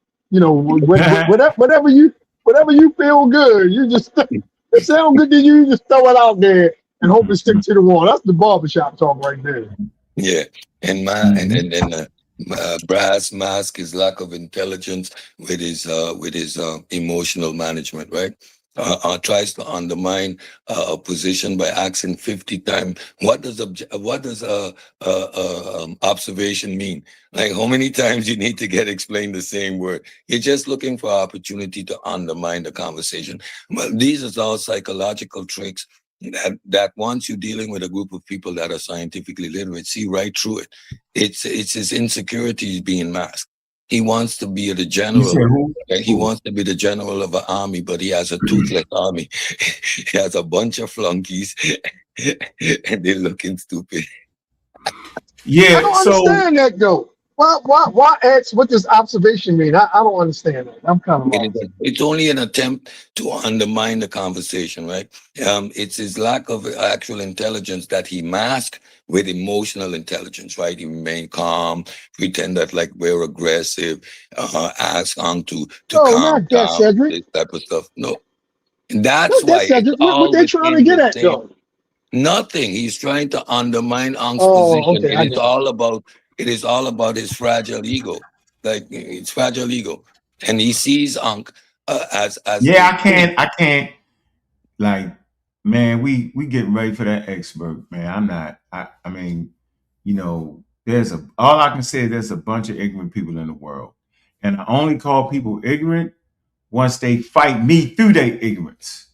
It's okay to push and prod and ask questions, but there's a certain point where you start making up arguments, right? And so we came against individuals that actually started making up arguments, that actually started taking the advice and the understanding from people like the master scientist, Stupid Peas, right? And the polymath, Dr. Reggie. You know what I'm saying? They started being the master teachers, right? And I found that to be very offensive, right? Where people could not like quote unquote the wrongest, right? He doesn't know that engineering is not a science. He says these things, and there's no one there to catch that. That's the That's an mimicry. instant infraction against the rules, right? Reggie claimed to have a degree in STEM. He tried to convince, quote unquote, Kyle that you got a degree? What did your degree say? He asked him 5 times. What did your degree say? is it the best in science? Then you're a scientist. It's bull crap. Like trying to tell a man he got to be, man, like I'm never going. Right? I'm not listening to that. I'm saying I'm never sitting here and watch grown men that are claiming to elevate conversations say to me that Homo erectus, yeah, I'm saying practice science because he was the first tool maker. Or Homo sapiens sapiens in the Stone Age that made tools practice science and that they needed science to quote unquote make these tools. Right? Chimpanzees are in the Stone Age. So we saying that they need science too to make these tools? No, it's ridiculous. It means you have not studied the conversation and always throwing your fat mouth into the conversation. That I don't understand. Shut the hell up sometimes. Sit back and listen like I do. When I don't know a term, right, I may have understand, but I don't know it. I sit back and I listen and I take goddamn notes. I took a lot of notes, you know what I'm saying, when listening to Scott today. I take a lot of notes when listening to Cedric. I take a lot of notes when listening to Juju, Miss Tiffany, everybody, Space Age African Anthony, Gold. I take notes, bro, all the time. Right? And I say, what the hell they say? I understand it, but let me read up on it so I'll be abreast. So I'll be a better person in these damn conversations. But these ignorant little niggas, what they do is they Google something in the midst of you talking, don't understand what they do, and they talk crazy. Like Hercules, he's a nut. Why do I call people nuts? I will call you a nut every time you think that from your chair in your house that you can overthrow information that's been around for hundreds of years just by saying it. Then I think you to be a nut in my world. Now, you might be a great father. You might be a great math teacher. But in this conversation, let's get this straight. I'm calling you a nut in the conversation. I'm not saying you're a nut as a human being. I'm saying in these conversations, when I say you ignorant, man, I'm saying you're ignorant to the conversation, man. I'm saying you're a nut in this. You sound like you lost your mind in this conversation. And Reggie is not only ignorant in this conversation, he's a nut. Now he's trying to change it. Oh, do y'all know when they did that response video? Kyle beat the brakes off of him. It's a 9-hour conversation, right? They getting beat up. And it's based off of Reggie leading that conversation. The nut. He led the conversation. African science. Man, listen, man. Listen, I listened to 7 hours. I got 2 more hours left. It was bananas. Fetty and Kyle beat the brakes off. It's no consequence that Fetty and Kyle's an observer. Right? They have a chance to throw their ideas and have intelligent discourse. Right? Sometimes it may get out of control, but for the most part, it's eloquent and informative. They beat the brakes off of them. And then next thing you know, a whole gang of shows. So in this first episode, I clearly showed that one, I've always was talking about modern science. One time about nothing else. I always distinguished what it was. I always said it was accumulative. I always said there's no starting point to science. It's not one culture. That's how you know the damn Egyptians didn't have it. Because they didn't have access to all the other cultures to even compile the data together. It's very simple here. So that's why we bring the experts in. When the people think they're confused. And then they'll say, that's what we were saying. We know how it all goes. But I got 3 experts lined up. 1/3 next week and 3 more. Not playing with y'all, man. This is what we do for real. Big up to Dr. Mayat. Okay? Big up to her class. I'm going to have to start showing some of the pictures with me interacting with the class. Because people will say, you are going against the youth. No, I'm going against the wild ass bomb squad. They're not kids, they grown men and women. I'm going against Eve and her wild ideas. Pseudo ride, pseudo tool, pseudo conversation. Right? She ain't no spring chicken neither. Always call me old. That's bullcrap. I'm not going. I don't 8 to 80, blind, crooked, crazy. You can be a male, female, hermaphrodite, whatever the hell you is. If you come up here talking wild and reckless, I'm going to say it. And when you say something intelligent, I'm going to say that too. I think Issa does a great job when it comes to feminism. She need to stay right there. Stay in your damn lane or get plucked in the forehead. We plucked them in the forehead. Get back. Yeah, we don't promote violence over here. We definitely plucked you in your forehead with the information. You know what I'm saying? Man, hit the Cash App. Show some love, man. Y'all really got it. Don't get me started. I changed my whole work schedule. I changed my whole thing. I don't want business. I can do that. Don't get me in the midst of the favorite conversation, talk about science, evolution. The bomb squad is out of order, though. They're the most pseudo. And then people say, well, you're not supporting the youth. Back to that again. Wait a minute, man. I want to let y'all know that there are highly intelligent youth that I could talk to and advocate science literacy to. And in the midst of that conversation, they have a grasp on it. Had a great conversation with a brother from one of Dr. Mayot's classes on there. He's a Christian. We had a dynamic conversation. All right. You know, I have dynamic conversations with these students, and I feel good, man, that we're in good hands, that this next generation will uplift us.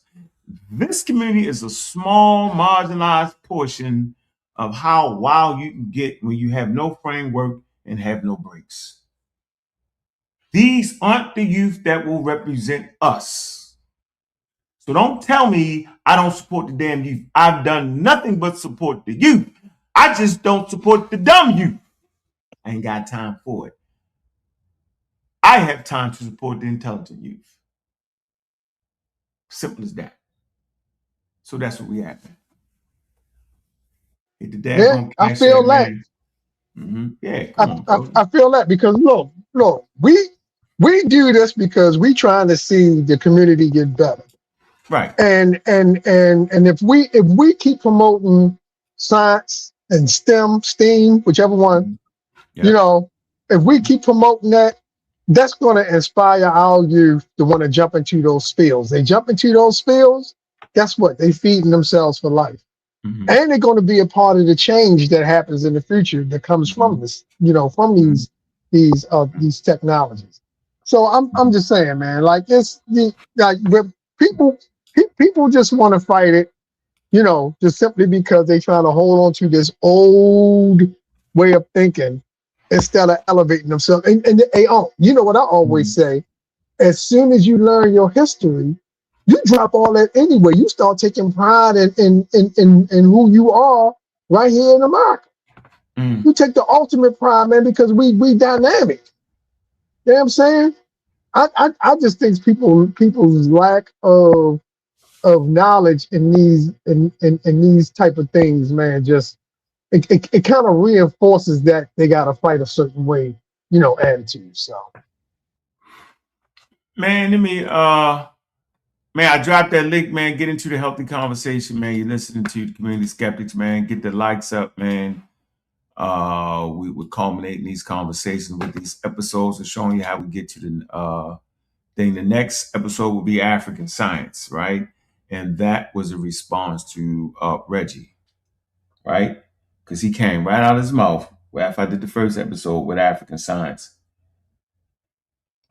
And so on the screen, what we have here is what we actually do. All right. I don't know why Doc didn't send me the daggone link so I could get your kids enrolled into the free STEM camps. Why conscious ingenuity? Did you know that Black students are not exposed to engineering in ways that support their interest, learning, confidence, and self-efficiency, which ultimately impacts their involvement in the field? Okay, additional issues include the following. Low engineering representation. Okay, Black people make up 5% engineering, leaving the engineering workforce deeply underrepresented. This is what I'm trying to do. I'm hoping your children are in earshot of these conversations. I'm hoping you take these conversations back to your children, your cousins, your young cousins, your young nephews and them. And say, you know, this is important. Literacy challenges. Black students are often promoted while still reading below grade level, learning leaving many to graduate unable to read. Man, well, we know this on this show. We say people can't read, they can't read. Right. They have no comprehension, but in this type of conversation, which is wild to me. Underfunded. Most urban schools, right, are underfunded, thus lacking the necessary resources to sustain an engineering program.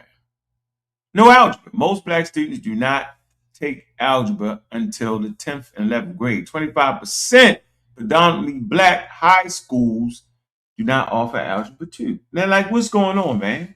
So I don't know what y'all think y'all doing, but this is what I'm doing. All right? Let's get to these raw numbers, the raw data. Current STEM statistics. STEM. Current college enrollment stats. 8% of Black students receive STEM degrees. That's 8%, man. 40% Black first-year STEM majors change to non-STEM degrees. Man, what the hell is going on, man? Percentage of STEM field. White, 69%. And they don't got no problem supporting Brother Ankh. Just for the record, I'm going to say this again. They have no problem supporting Brother Ankh in my mission. No problem at all. Asian or Asian Americans, 13%.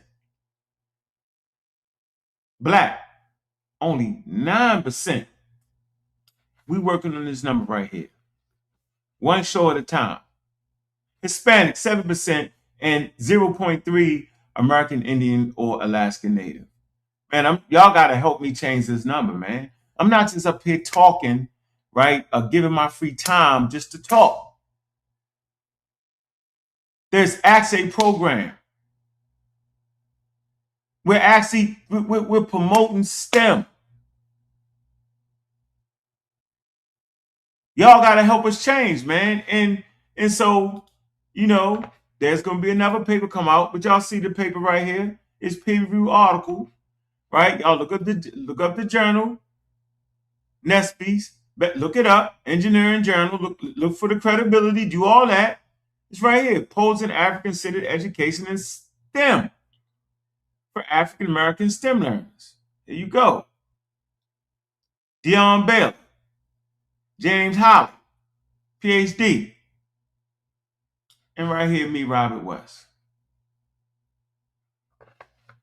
Y'all ain't read the paper. Y'all talk crazy. Y'all let people come around you. We got over 2,390 reads, 78 downloads. Did y'all read it? Y'all talk crazy to me, though. Talk like I ain't got no sense. Just read the abstract, man. So, you know, at this point in the conversation, man, you know, I'm never appreciating dudes, you know, filthying up my good name, man. I got a Rolodeck of experts that I can lean on and get access to people, man. We got a lot of good interviews coming on. You know what I'm saying? And this is what we do, man. We play the games at the highest level because that's where the game is damn played at. So why would I play down here where the game ain't played? It's played on Mount Olympus, or like Juju say, Mount Kilimanjaro. That's where the game is played at. Yeah. Hey, look, we be the ones bringing the experts on. And out of all the shows that most of the crowds go to, we the main ones bringing on experts. Some of us do it, but we once we get into something heavy, we try to bring an expert on to talk about it. So let's just talk about it. You know what I'm saying, Joe? That's what we doing. And big up to Joe for the support too, Joe. You already know. Oh, you already know me, man. I'm in it to win it, bro. I think it's a vital importance, man, that we that our community be involved in this kind of thing, because we have so many like bad, what do I want to call it, like bad teachings in our background that we got to get over. You know, it's so many pseudoisms we've been exposed to that we have to overcome. You know what I'm saying? So yeah, I think it's important. I'm always support. You ain't even got to worry about that for me. Nah, I appreciate it, yo. Whenever I'm telling you, whenever y'all support me, that go to making sure we can get them experts. All right. The process ain't never free. You gotta pay somebody to get them, right? And there may be fees associated with having the person on, yo. It's not free. Not my due is free around here. None of that. None of that. At no time period. It ain't hard, man. You ask that thing, man, Olympus. Y'all can even get there or be there. Get there or be there. Get there to be there. We dropped that link, man. And you know, hey, I ain't for none of the foolishness, none of the nonsense, man. Man, we appreciate, you know, everything. Did I get the video go? I wanted to play that. Let me see. Nope. I don't see it. I'm trying to get that video, man. I see you put that clip in there. But the clip, I need the video to figure out the context. Which clip is that? You talking about Madam Bavowski. Where I actually was talking about Madam. Oh, okay. Hey, Uh-huh. And let me read this statement. I'm in the chat. I know I shouldn't be in there, but I like going in the chat. You know, read the chat, yo. They need the man. We gotta read, huh? Man, they gotta send a cash app or hit the super chat, okay. bro. Yeah, because Hess said something, man, that I thought would be good to address. Yeah, hey, Hess, throw your question in the cash app, man. Yeah, put it in the daggone or hit the super chat for $1 too. The super chat, that's what I was trying to say. The super chat. Either way, gotta show some love, man, around the world, man. Come on, bro. You get them channels, yo, they be rocking. They show love, yo. Yeah, y'all gotta show love. Y'all don't want it, y'all don't want it. Yeah, but I'm not sitting here, nope. Nope. Let me see what we got on the cash apps today. We got one so far. My man goes, yo. We should show the love that, man. Let's take a cash app break. All right. Maybe you can formulate that idea in your head. Joe.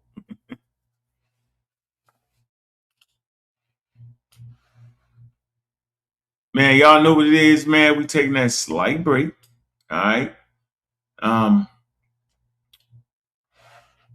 Cash app, man.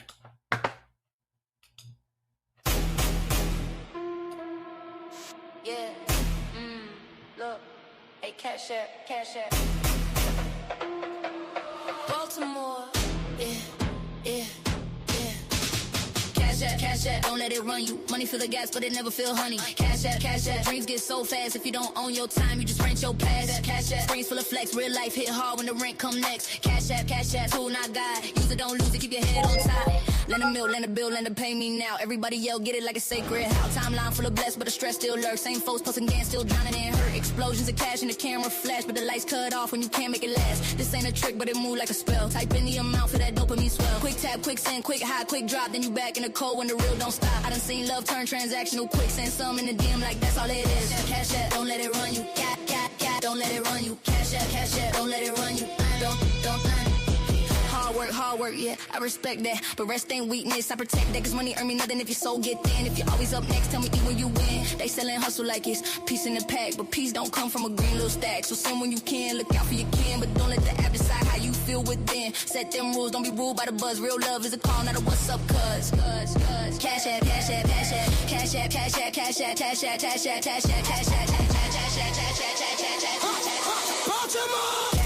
app, don't let it run you.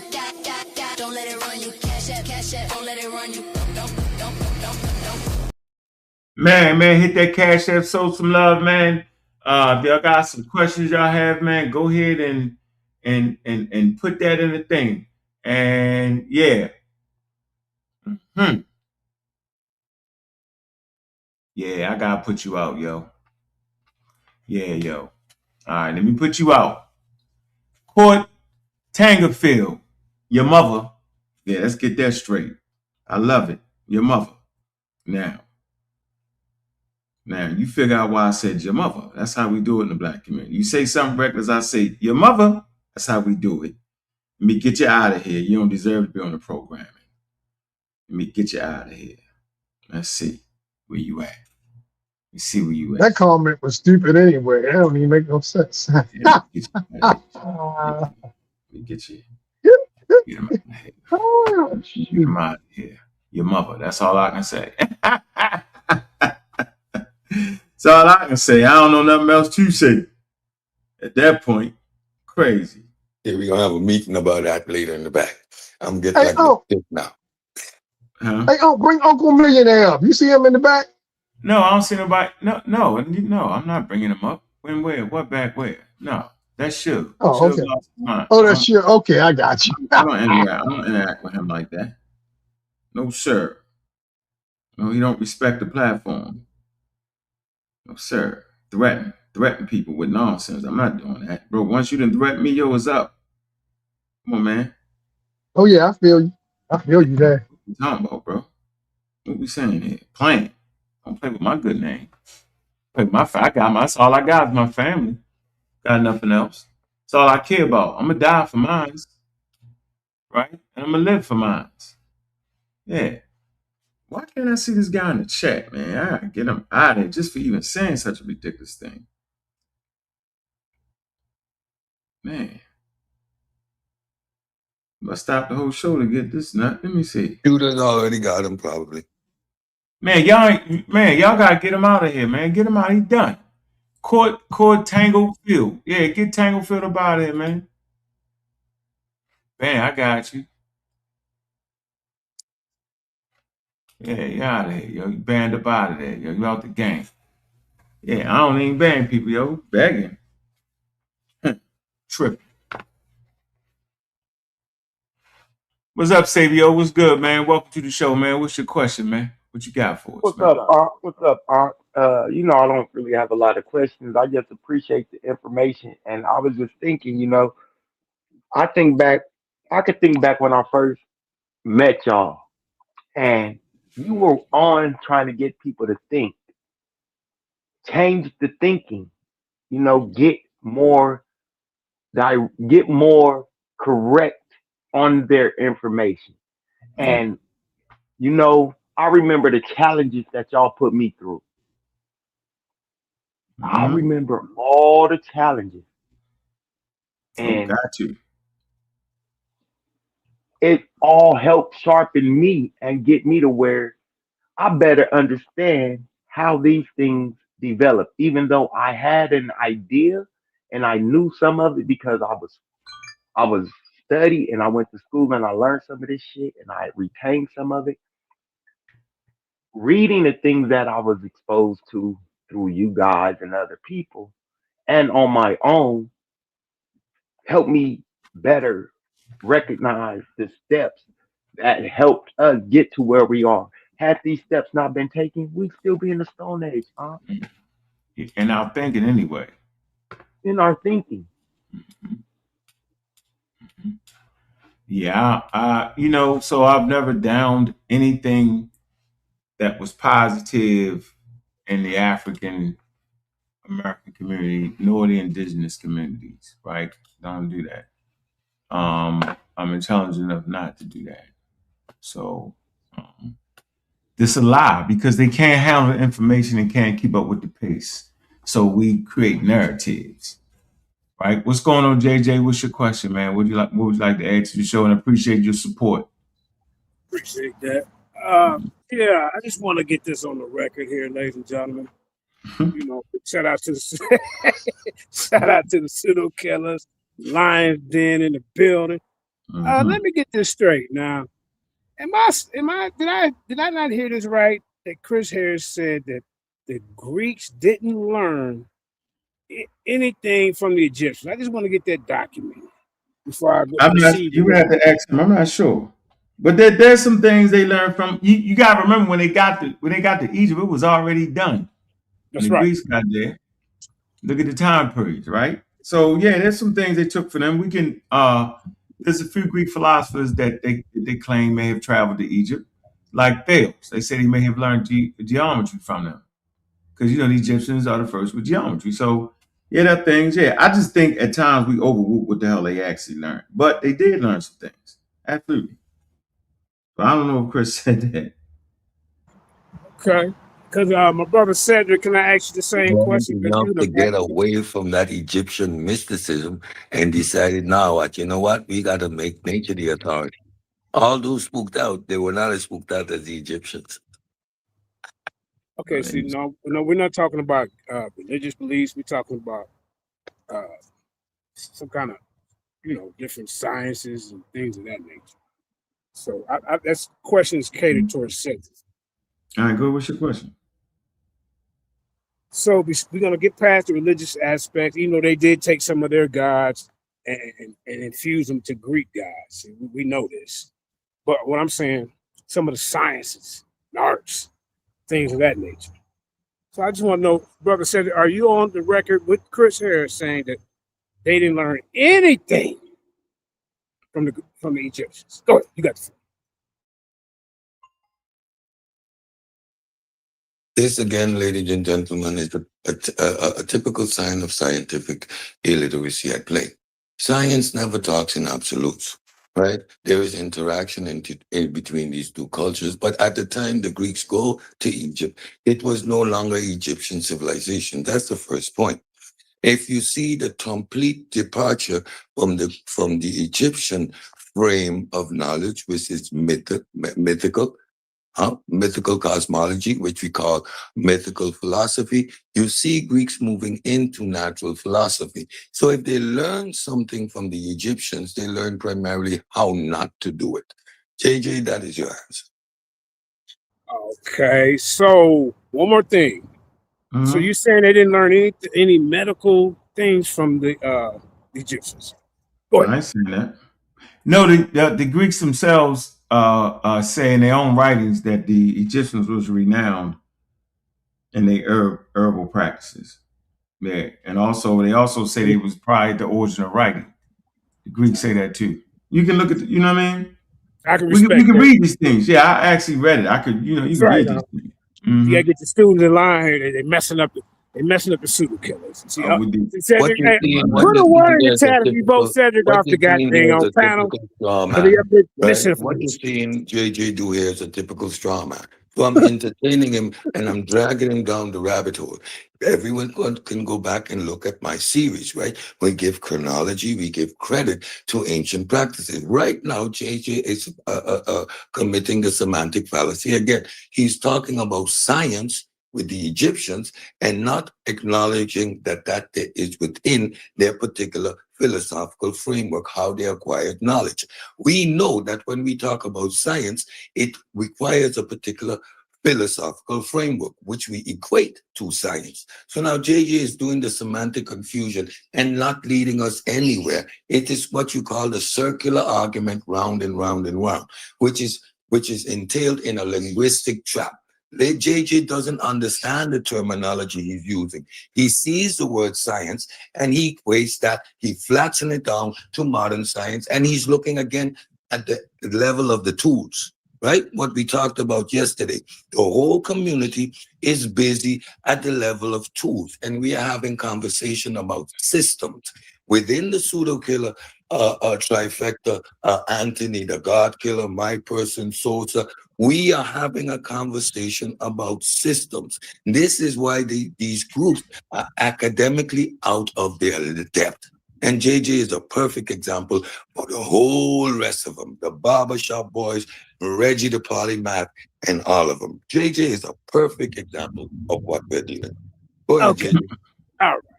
Ladies and gentlemen, you notice he always like to call JJ's name. I get it. You're one of my fans, but so Cedric, so are you saying that formal science, material science is not a science? Go ahead. You got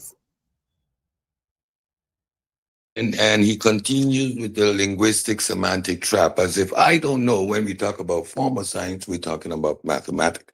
Now, mathematics is outside the conversation because the one thing that is innate to human nature is rationality. 1, 2, 3, 4. Accumulation of amounts. We see that represented in animals. They have a concept of numbers, right? Because they can do quantities. So again, JJ is out of his depth in the conversation. He sees formal science and he puts that into the bag of natural science. JJ, formal science is a language, math.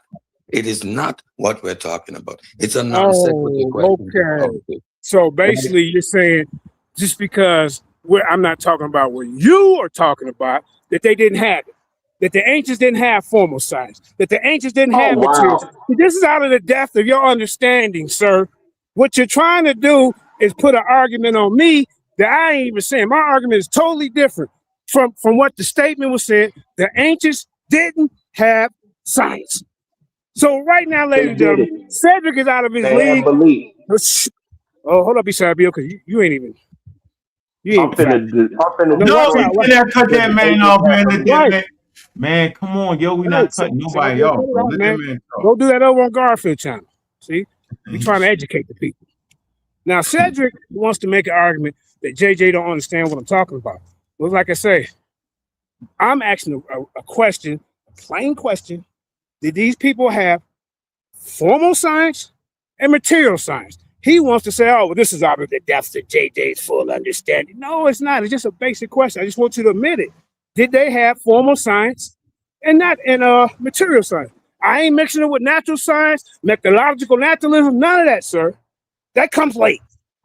Now, I'm going to ask you one more time. Again, a strong man to the conversation. See, there you go. You see what I'm saying? He, again, is using the word in its most colloquial form. When he talk about material science, yes, they understood how to cut the stone and chop the wood and use the materials in their environment. He is talking about in indigenous traditional knowledge. But JJ does not understand these terminologies, so he's really at a very superficial level, right? He's asking me these insignificant, non sequitur questions to the conversation. JJ, either you move the conversation up to the level of systems and talk about the frameworks in which they operated, or leave me alone, because I'm not having an irrelevant, non sequitur conversation. We understand that these people had high levels of traditional knowledge. The Egyptians reached the level of proto-science even. Right? They are right there. They are in the category of proto-science. Their mythological philosophy predates natural philosophy. And if we understand that natural philosophy isn't science, why do you want to impose science on the Egyptians? You're reading data and not comprehending. When you see the word science, JJ, put knowledge there and it would put things in better context for you. All right. Ladies and gentlemen, as you can see, this guy is not really ready for Jedi Judah 7000. See, there is a system. You say Jedi Judah? Yeah, you know, the return of the Jedi Judah 7000. I got to do some work, man. JJ is a nut. You got a bunch of Siths running around here, man. They got a bunch of Siths running around here miseducating the people. See, I'm like Luke Skywalker. You know, I want to work with the Force. Now, Cedric, I mean, you sound good with all your big words and your 18-syllable words and all that type of things that the average person 18-syllable. Yeah. But anyway, Cedric, let me tell you something, bro. These formal science is a system. Material science is a system. They had to do the certain scientific type of methods to get to their equations and their answers. So you're not going to sit up here and lie to the audience like this, sir. So what I like to do... Hey, JJ, can somebody else jump in with you? Yeah. Hold on. Let me land my lifesaver. Right, go ahead. Now, go ahead. Finish question. Hold on, Cedric. So what I like to do is fight for a spot on the pseudo killers. If I win, you're out of there. You hear me? And if you win, I'm leaving social media for a whole goddamn year. You hear me? I'm tired of it. Don't say that, JJ. You're not going to uphold that. That's not good. That's not good. Hey, we don't want you to Hey, look, I'm going to win anyway, so I ain't worried about me leaving for a year. Hey, JJ, but you know, you can't leave social media for no whole year. Yeah, we don't want to do you like that, man. Because I was going to ask JJ. Hey, Cedric, I love you, man. I'm just messing with you, bro. Continue with the show. Continue with the show. Hey, JJ, I got a question for you, though, JJ. I was going to ask you one before you drove. Oh, go ahead. My bad, Savio. Go ahead. Because I've always been asked. I've been wondering this, and Tosa just kind of stole it. But can you name any scientific theory from any one of those ancient civilizations? Any one of them? Scientific theory. Okay. Yeah. So, in order for them the ancients in Egypt, they had to do certain theories and processes to even build the pyramids, and they had to have some kind of experimentation, some kind of observation to get the perfect precision on the pyramids, lined up like that. My young student. So I can go back and get my notes right now. I don't like to just talk off the top of the dome like Cedric and just, hey, Duke said talk and that. Not 3 shows in a row, not one source. Then he kicks me off.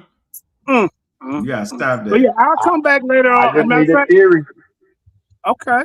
Well, would you like? You saying they didn't have? It was theories? all biblical. It was all biblical. They didn't have a theory. Okay, first of all, what is your listen? What is your definition, brother? You asked me a question. What is your definition of a theory? Go ahead.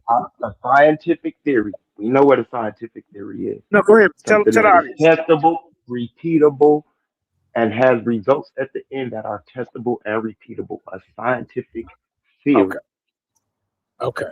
So when they built the first pyramid, it was not perfect, right? The step pyramid. Trial and error. We're not talking about that. That doesn't fit. I'm looking for a what do you mean repeatable? So you saying? Listen, brother. What are you saying that they didn't have theories? It wasn't theoretical. Is that what you tell the 7,000? Correct. So maybe later. This is what I like to do. Uninterrupted. I got like a little hour presentation on this topic. You know what I'm saying? I wasn't gonna do it on Killer Priest, but I got some other work I got to do over there. You know what I'm saying? I gave you a shout out yesterday. You know what I'm saying? You want a real one. You just gotta get your students in order.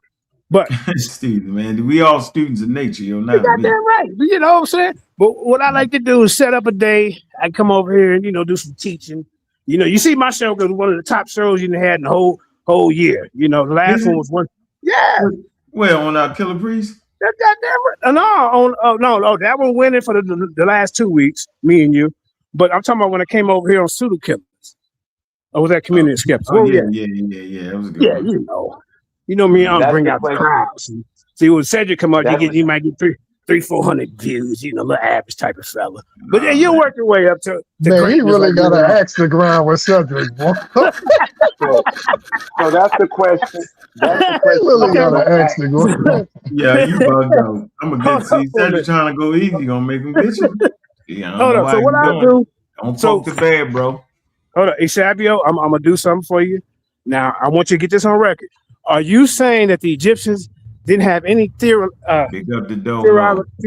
knowledge, theories? They didn't deal with theories. Is that what you're telling me? Theological, you just body slammed yourself. If you said theological, the game over. Okay, I mispronounced it. Hold on. At the end of the day, JJ 7000, we know when they ran out of answers. When they ran out of answers, it was given to the gods and spirits. We all know this, even you. So that's why I asked you for a scientific theory that they had. Okay, let me correct you. Okay, when they built the pyramids, they didn't give credit to no god. They built it. Listen. They got the souls to pseudo killers. Oh yeah, shout out to souls. Okay, I'm gonna teach you something. They didn't say God helped them build that great piece of pyramid. They built these pyramids to worship, these temples to worship, but they wasn't giving any credit. See, that's a misconception that's going on in the community for the last 10, 11 years. I'm here to straighten it out. And what's that? Hit that like, share, and subscribe, man. Hit that cash out, man. Anybody that send 100, I'm gonna match it. That's the JJ 7000, Jedi Judah 7000 challenge. You send 100, JJ sends 100. I need to see it. You see what I'm saying? Here we go. He did not just say that, did he? Did he just say that? He said that. My wife calling. Hey. But we'll work out the formalities a little bit later. I gotta get to my wife. Peace and blessings. Man, peace. Yeah, he said that. Talk crazy.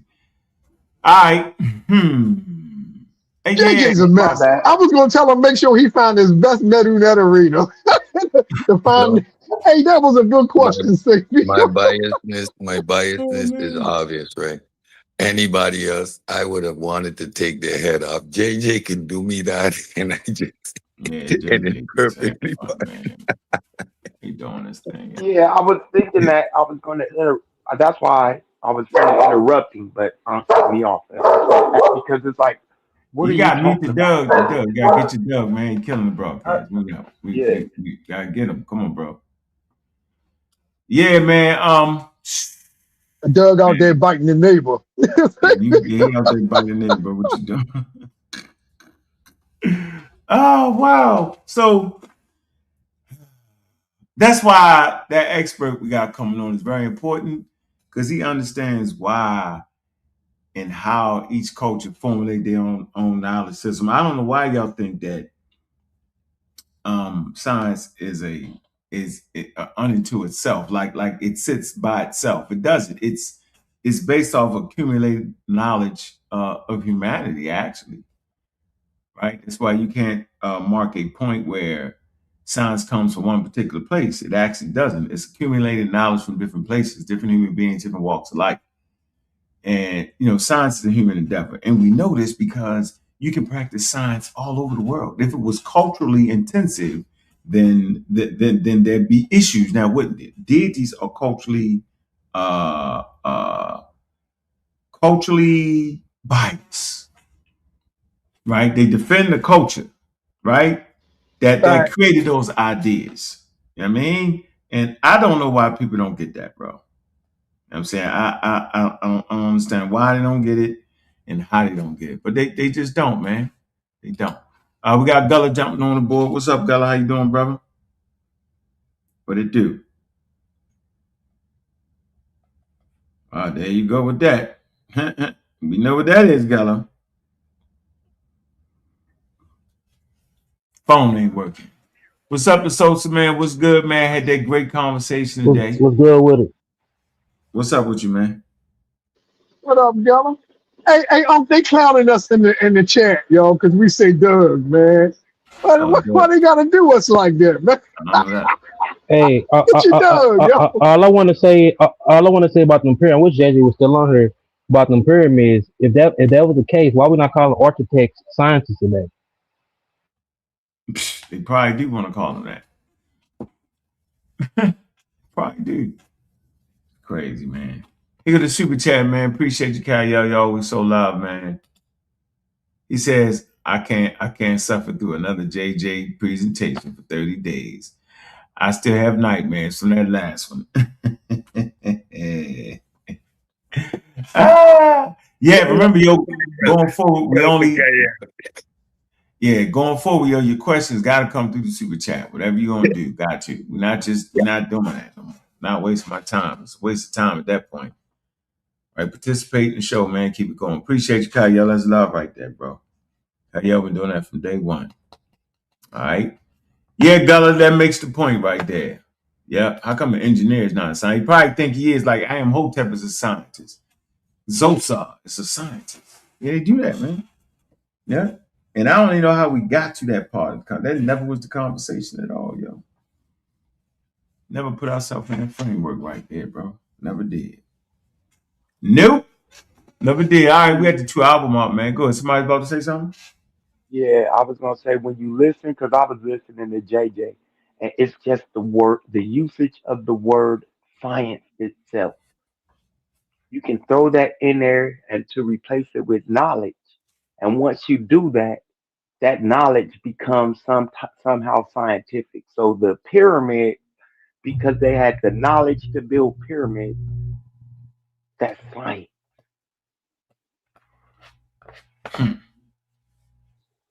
It's a word game at this point. They're really not, because they just need it. And people don't understand terms and don't understand the word game. No, they scamming, right? Because they're in the conversation, they think farming. They don't know that farming is technology. Animal husbandry is technology. They don't get that. A calendar is technology. Because they heavy chat GPT reliant, right? But they're not reliant on the sources that chat GPT produces. They forward us this whole conversation through chat GPT, not through the sources that chat GPT actually was sourcing from. They never did that. They was read the shit. Craziest thing ever, man. I say, man, Are you going to ChatGPT? Going against? No, I'm not. I'm going against you reading ChatGPT. ChatGPT has taken on your mind. Where is the source? That's where we at with it. And I remember I had a when people started using ChatGPT, I had a I had a big like I was against it because I knew the abuse was going to happen, especially from people who didn't understand how to go down to the sources and you how to go into the sources also. Like if ChatGPT gave them exactly what they wanted to hear, that was it. And that was what they was going to present and run with. And look at where we're at. People don't use ChatGPT or their Google Gemini's or whatever AIs they have. And they have conversations and that conversation is tailored to the things that they want the AI to say. Now they got this whole little script that they finna present because the AI done told them, and this sounds more plausible or reasonable than the science, and it goes against the science, and now we having these arguments Yeah, because I'm people not are arguing abusing like Chat that. Yeah, I'm not doing GPT, and that's crazy. that. Yeah, I'm not going to do that, bro. Yeah, I'm not doing that at all, yo. Not even a little bit, man. Let me go ahead while I'm at it, man. Let me present this question that was asked uh at the Neil deGrasse Tyson joint, man. Y'all playing, yo. We was in front row. What y'all be thinking about? We was at the act. We got a chance to talk to the after show, bro. All right, this at the Neil deGrasse Tyson joint.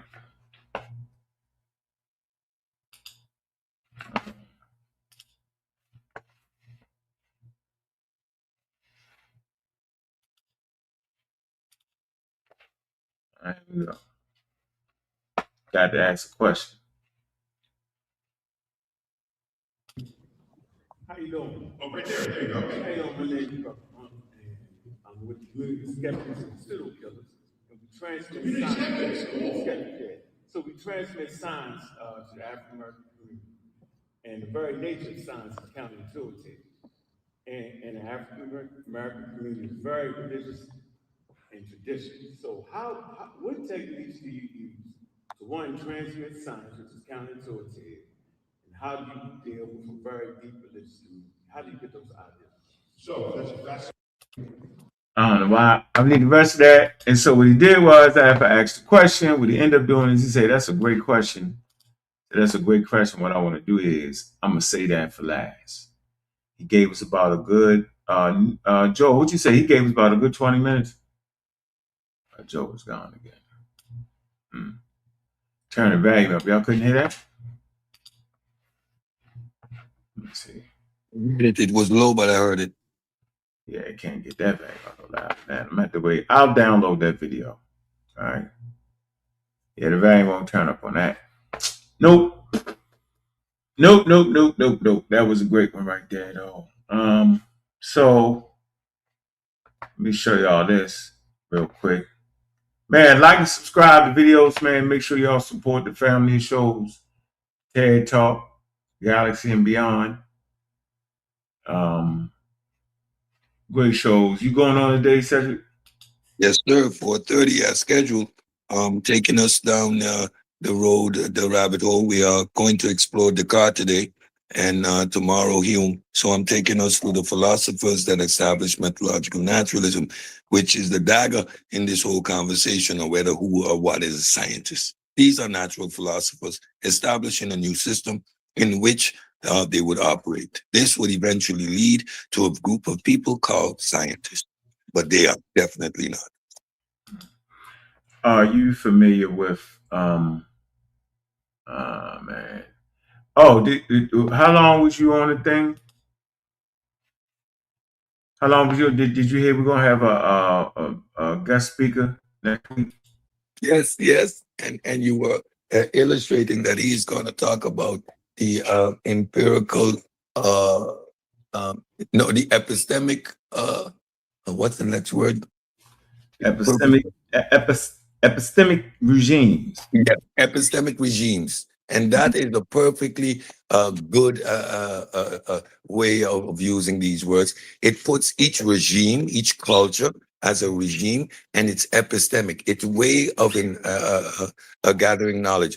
I'm going to be looking forward to that show, because it is a direct correlation to everything I've been doing. It would really solidify all the work we've been doing. I appreciate that.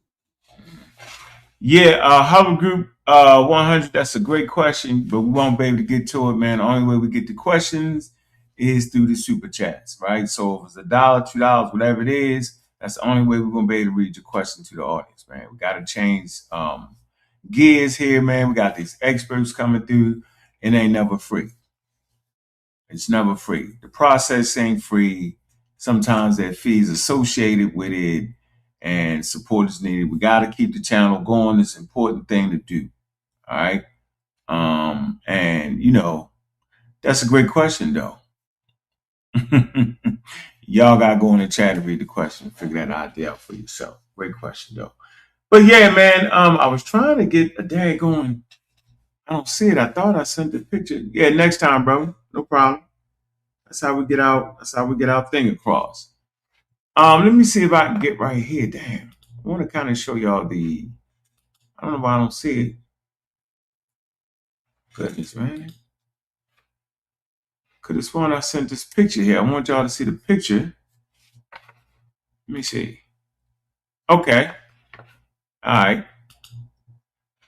Show y'all this picture. All right, I'm at Morgan State University, man, with the kids, man, with the intelligent ones. Right? Not the half-cocked, not the ones that think I'm crazy. They don't throw bananas at me, and they set in and listen to my lecture right here. All right. Highly intelligent group of individuals. Black students do matter. All of them. All of them. All right. Highly intelligent. They're in the engineering program at Morgan State University. All right. And I was surprised when I came in. They was like, brother Ankh. I was like, man. They remember the lectures. Right. And so I appreciate these group of intelligent men and women right here. It make what we do valuable and important, man. Sometimes, man, with all the nonsense and the foolery and the line on your name, right? You kind of get caught up in that. But it's nice to be in a world where real people, genuine, intelligent African-American students, man, it's in STEM and fighting to get that degree. When they weigh in on the conversation, then you know it's worth it. When they talk about how things they just did not know about the African origin of early STEM and the foundational role it played in it. So what y'all be saying about them going against the youth, it's not true. I support Black African-American STEM learners. I support the youth. I support the intelligent youth, and I'm willing to raise the game and the level of the youth. I do not support the youth that fight through their ignorance and too damn slick to learn and think they know every damn thing. I don't support that. I never have. I never will. That's not for me. Maybe y'all can do it. I don't got it in me. If you don't understand this subject, you're supposed to sit down and let my father always told me, look, boy, if you don't understand what the hell you saying, why don't you look it up? Stop fighting through it. Stop fighting through your ignorance, man. It come off like you're stupid or something. I ain't raised those stupid kids. You're like, what? Right. I'm saying I raised you to be intelligent. Think, read. Well, I taught myself how to read by reading the damn newspaper. I'm not going to sit here and let you tell me about something that I know you have not studied on. And see, this is what goes on in our community. They will fight you tooth and nail. They will create arguments that you did not create. That's why this particular episode, if you didn't see the beginning of the episode, it's important to know Where did the conversation start about science and the history of science? And you'll see in this conversation, I was always talking about science. One talking about the Egyptian science, African science, Marco Polo science, Chinese science, Australian science. I wasn't. Was always talking about modern science, because when I say science, I always meant modern, and I defined it in this particular episode. So this is episode 1, showing where the conversation started. Important. Definitely important, because it's where the conversation started. Man, make sure y'all get into the Discord. It say youth is college age and below, or does it include 35? No, you can't be no damn youth at 35 years old. Now, if you're in the Discord, you know what I'm saying, yo, you can get your questions, right? Man, that means you support the group, though, because you're in the Discord. You gotta have some level of support. Yeah, nah, you ain't no damn youth at 35 years old. That's not youth. That's you're an adult. Matter of fact, when you're 18, 19, that's young adult. That's not youth neither. So the bomb squad, man, they 30 years old, man, 28 and up, man, knock it off, man. Knock it off, man. They coming to this with pseudoisms, and I'm not going for it at all. I don't care if you're a lady. I don't care if you're well-spoken. I don't care if you and talk fast and all that. That don't get over. See, now we have an infrastructure in place now. That's why it's worth it. Now I can say, 20 years later, okay, that I have given lectures at colleges. I have given lectures to professionals. I have published work, not to use it as a battering ram like some people do, but to show you that I'm at least qualified to have a basic conversation of what the hell we talking about. I'm not an expert. I never claim that, right? I always say I'm a science advocate. I advocate for science and advocate for African American STEM learners. And the message be so powerful sometimes that all people want to hear it. We're in the classroom of nature, trying to find the best way to understand nature. Like I said, science is a walk through time, accumulated data to get to the point where the phenomenon becomes the actual authority. When did the phenomenon become the authority? Did the phenomenon become the authority in Egypt? No. Did the phenomenon become the authority in Greece? No. In ancient Nile Valley culture, the authority was the deity. Who created the deity? Man. So whenever we say God, we're actually saying man. But man cloaks itself in ideas and concepts and cultural expressions that will express itself as a God. Do y'all get that? Let me say this. Let me slow it down for you. Slow it down for you.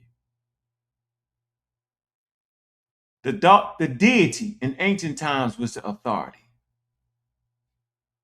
But that authority was actually coming from humans. Humans will cloak ideas and concepts and cultural expressions and feelings and innovations into something that we would call a deity, and they will deify things that are important to that particular culture and that particular individual. It will express itself as a god or goddess. It's man's attempt to explain the natural world from his brain.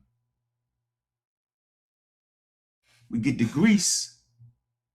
They started to question the gods. Started questioning the gods that men had created. Men being indicative of male and female. They questioned it. For that, they got murdered or enslaved or put the hell out the country. Thus, we get atheists, those that question the state-sponsored religions. New atheism is talking about the gods, but originally it was those who questioned it. Questioned with what? They questioned it through what we would say became natural philosophy. So that's why it's important to give each segment of time, right, its name. We would not say that Aristotle was a scientist, because then he would confuse you. It would have you thinking that he was doing scientific thoughts, even scientific equations, mathematical. No, they did not have astronomy. They had proto-astronomy, because they still had their religions in it. Move out of ancient Greece, you still have the framework of natural philosophy. The Muslims do the same thing at the House of Wisdom. They are philosophers. Fasa, I forget the other name. They followed Ptolemies. They followed the Australians. Australians. They followed that. The Galilean. The philosophy. They did. But they was the bridge to Europe. So we know what the hell we talking about when we say don't apply these terms. Since y'all not listening to us, yo, hey, we gotta put the champ on you. The experts on you. Anybody would like to add to the conversation at this point? That was an excellent, your storytelling ability and the ability to synthesize the information and make it so palatable is what I find amazing, and that's why we form the trifecta. Everything you've been saying is spot on, and that word epistemic regime, that sounds like magic in my lexicon. It is one that I will be starting to add in preparation for the show next week, because that's what we've been talking about. Allowing each culture to exist within its own paradigm, right? Operating on its own metric. The fact that the power and the authority was taken from man and placed squarely onto nature itself created friction, created a period of authoritarian suppression, right? And that is what we are experiencing in the conscious community right now. We are in the middle of an epistemic rupture. We see those with an authoritative frame of mind, those who quote unquote want to imply inductive reason and make shit up, are fighting us with tooth and nail, attempting to discredit our work, asking people to not view our channel.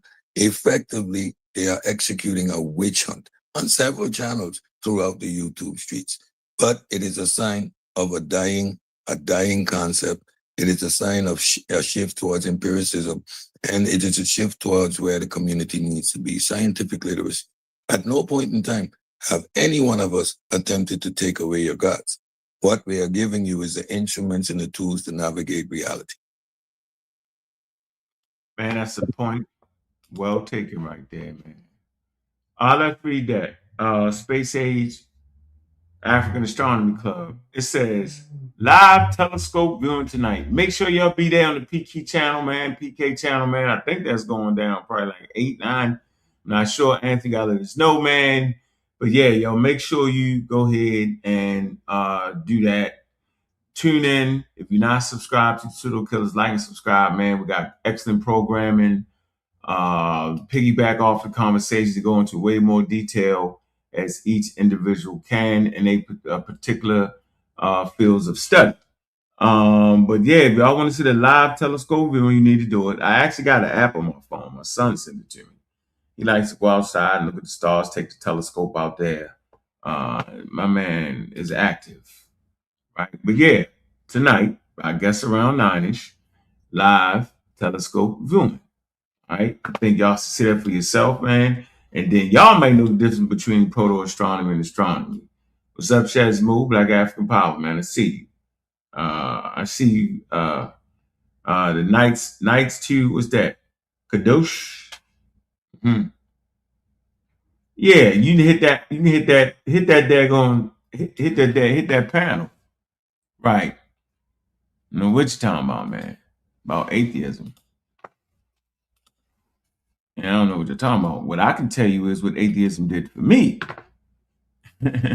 It took me out of damn Egypt is what it did for me, and broadened my world view, because I had to run into the Greek philosophers that they first called atheists. Right? It's a European thing. It's documented. But I'm sure there were non-believers in Africa too, like in all parts. There's small amounts like everywhere else. The majority was not the natural philosophers, but out of that atheistic thought definitely formed what you would call the Greek philosophers. And I'm not saying they themselves were atheists, right? Because most of them believed in God, but they just didn't believe that they was the ones that gave the answers to the natural causes, that they wasn't the reason for the phenomenon.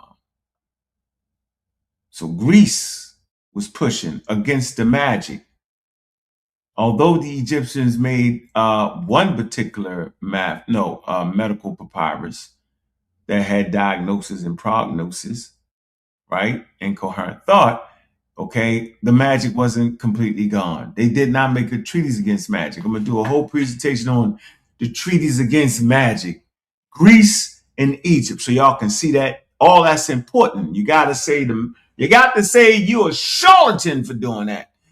You wasn't called a charlatan in Egypt for doing it. You was called a practitioner with serious work. Greece, they didn't respect the magic. We learned this in the monumental work called Reason in the Age of Reason, Math, and Magic. Reason, let me get the exact title for y'all real quick.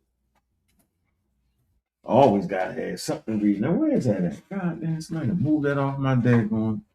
I got it. Yeah, Magic, Reason, and Experience. Okay, studies in the origin and development of Greek science. Right? Very, very important. Let me see here.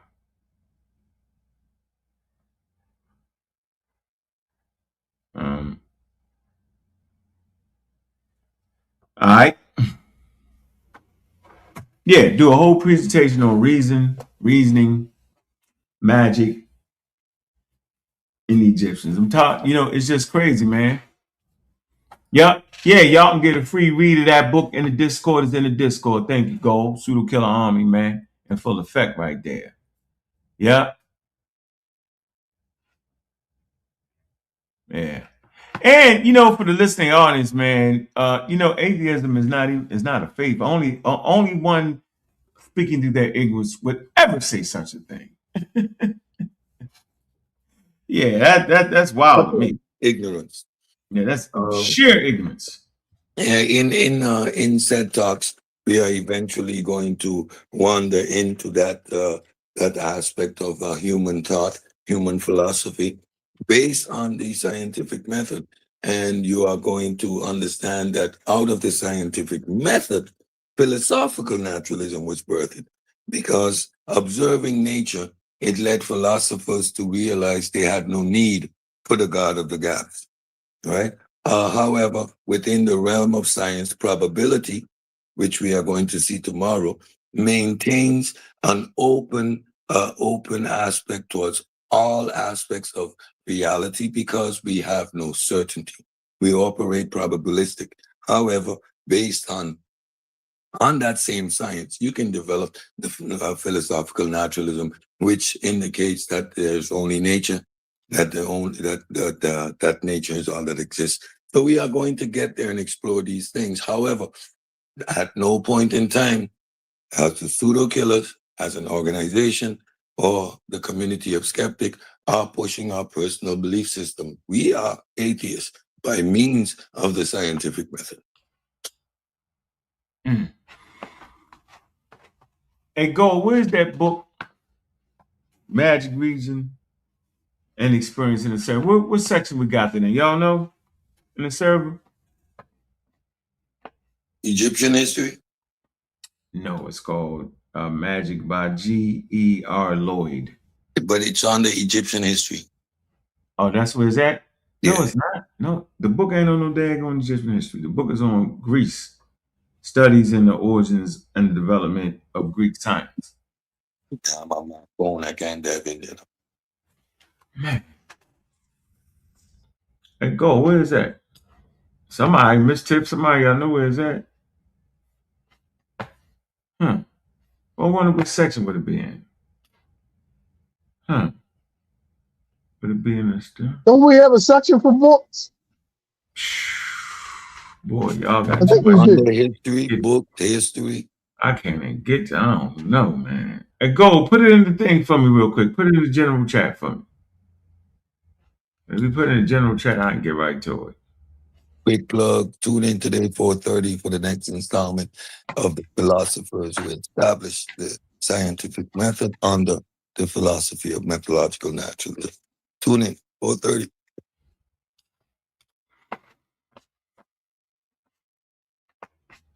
Y'all can't find it. Y'all see that sad talk. Somebody got to post that right there. Yo. I wonder, where did we post it at, yo?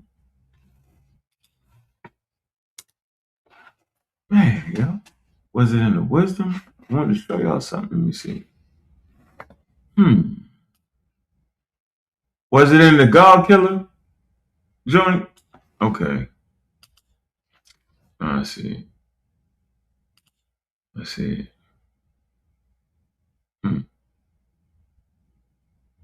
All right.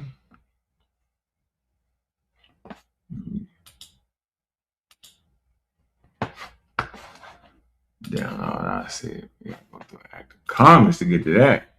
Okay. All righty.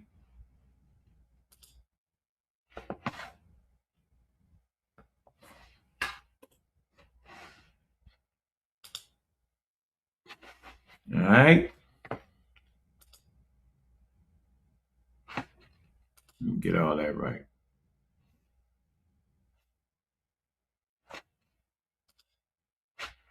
Let me see if I can find that piece up in here.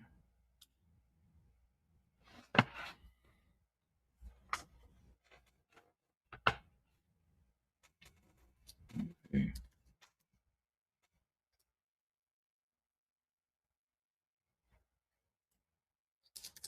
All right. Okay. Let me bring it up. I think this is a, let's see.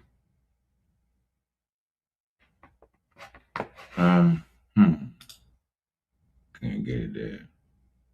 Crazy. All right, I can't even pull the daggone book up. Anyway, getting our server, man, y'all can take a look into it, man. Make sure y'all like, subscribe, man, and make sure y'all get into the Sad Talk, man, at 4:30, man. We'll also do that after show on the pseudo killers next week when we have the scholar come in.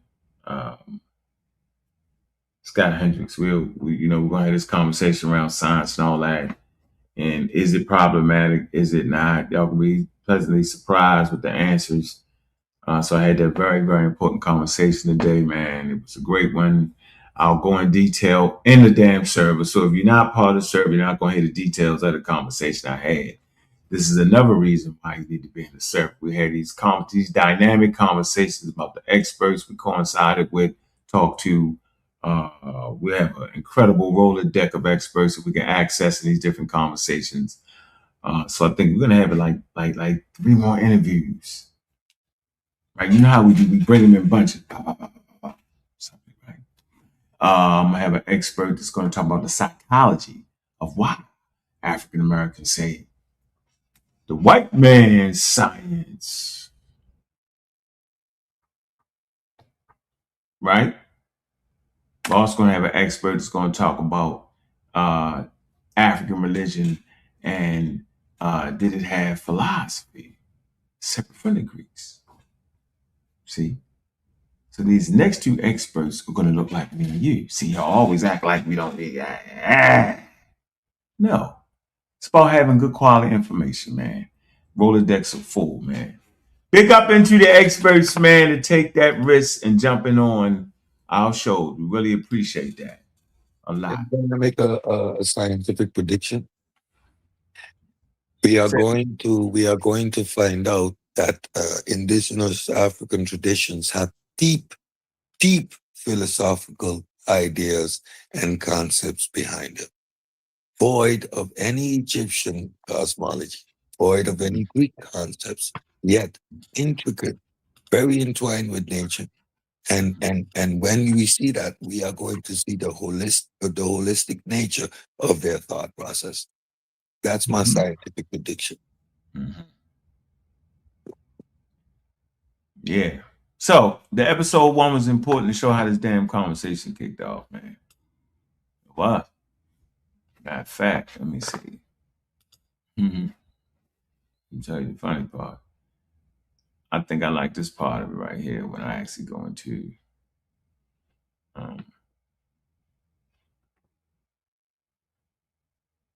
oh, did I play that? I bet I didn't. Did I get into that last? Oh. All right, let me play this. Let me see something. All right, let me get this last piece in here. I forgot to leave. I put this piece in there, boy. No, I can't leave this out. Yeah, you can't leave that piece out. I can't leave this out. I want to let y'all know that I was talking about the House of Wisdom for 20 years. I talked about the House of Wisdom in that first episode. So let me play this. Let me get this on tape for y'all. All right. Then people I'm saying, copied my style and tried to go into the House of Wisdom and messed it all up. So here you go, y'all. This is the rest of that episode right here. How the conversation got started, right? I talked about scientific thinking, right? Y'all seen that. And I talked about the House of Wisdom right here, but I did it the right way. So here we go. All right.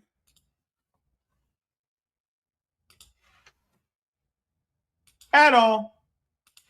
Okay. So let's get into what the Arabs was doing. The Arab Empire. The expansion of the Arab Empire.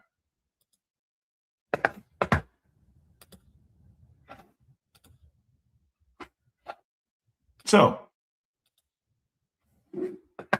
we make the point, science and proto-science in the Islamic Golden Age, 8th to 4th century. And we're never speaking in absolute, so don't do it. There's going to be somebody that was actually doing some science, and we may not know about it. That's okay.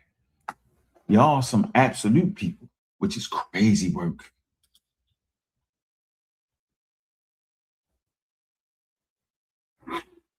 Man, the Golden Age for the Arab Empire is a crucial transitional phase. What are they transitioning to? We're going to learn that. Islamic Golden Age in the 8th century served as a vital bridge. See, this is the bridge stage. They're bridging. See these steps you got to go through? Between ancient proto-science and modern scientific inquiry. Remember I talked about the Nile Valley? But there was a bridge from indigenous ecological knowledge that the ancients had, the most ancient of people had, hunter-gatherers, semi-nomadic tribes had. There was a transitional period there, and I would say that Nabta was that transitional phase that would bleed into Egyptian civilization and Nubian civilizations. Well, here's another stage of transitioning. From proto-science to modern scientific inquiry, scholars expanded. See, they're expanding ideas. They're on the steps, expanded upon Greek, Persian, and Indian knowledge. Come on, India. Developed experimental methods, mathematical models, and systematic observation across vast regions. Defining proto-science and Golden Age. Proto-science, early systematic based on observations, practical experimentations, but lacking standardized scientific method. It's obvious they didn't have the scientific method yet, and they still had a religion with them in the proto-scientific eras. Y'all refuse to see it because y'all religious, while y'all saying y'all not. Because only a religious person would fight this hard. That had a religion inside science. Crazy. It's not science, it's religion is in it. Very simple. The Islamic Golden Age from 750 to 1400, a period of major advancements in mathematics, medicine, astronomy, optics, and chemistry. See, they got Nile Valley culture, they got Babylonian culture, they got Greek culture, and they got the Roman culture, the Persian culture, the Chinese culture. They got all these things that help them to get to this point. Y'all see how it is? It's accumulative. Key word, science is accumulative, and it will culminate in different places in history. Pioneering scholars, innovation, key contribution from Islamic Golden Age, optics. Ibn al-Haytham introduced experimental methods emphasizing hypothesis testing and empirical verification in the study of light and vision. What did he do? He emphasized hypothesis testing. See? And empirical verification. You got to verify this now. In the study of light. Remember, they produced the translating house called the House of Wisdom. I've been talking about this for years. I ain't trying to hear when new people come into the space and ain't watched the daggone videos to know that we already passed that point. Medical, Ibn Sina. It say organized clinical observations, pharmacology, and diagnosis into a systematic framework within an influential work. Influential work. It says the canon of medicine. This does not mean that the ancient Egyptians was not renowned in plants and herbs. It doesn't mean that. It doesn't mean that the people that came before them wasn't renowned in their plants. Doesn't mean that. It means based off of that type of work, we have advanced it. That's what it means. And you don't advance without getting that down pat to even get to this point. Astronomy. Megara and Samarkand. It says observatories, significantly refined astronomical measurements. They refining it now. And advanced mathematical planetary models improving ancient traditions, y'all. They are doing what? They are improving ancient traditions.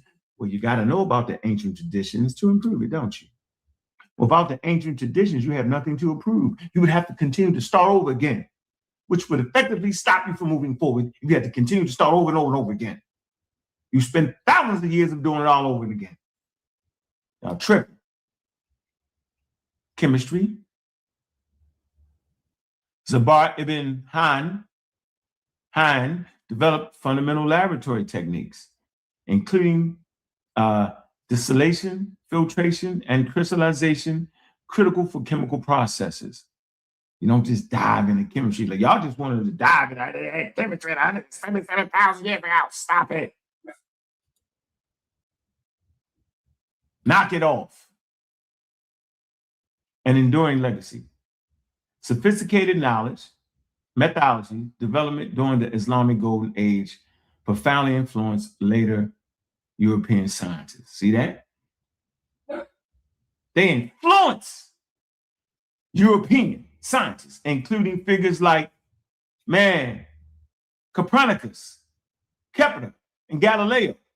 Historians recognize this period, now watch this, as an essential early stage of scientific practice, seamlessly bridging ancient proto-science and the advent of modern science. So this particular era is known as a bridge. I don't know what a bridge is, though. I know you don't know. Close your eyes and look at one side of the bank. Take the Nile River and look on one side of the Nile River, look at the other side of the Nile River, and you're trying to close the gap, you will build a damn bridge. So this particular time period is known as a bridge to modern science. Y'all don't even know what that means, man. Y'all, now I know y'all don't. I just want to hear people say all that.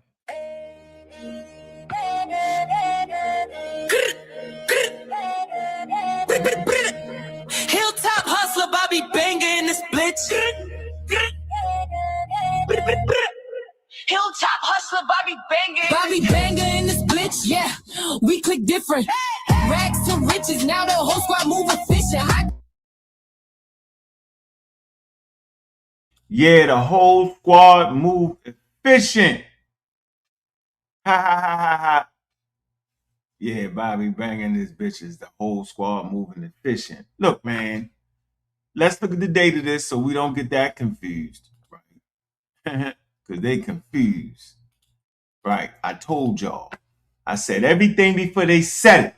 I'm going to say it again. I said everything before they said it. And they end up saying everything I said they was going to say. This is remarkable.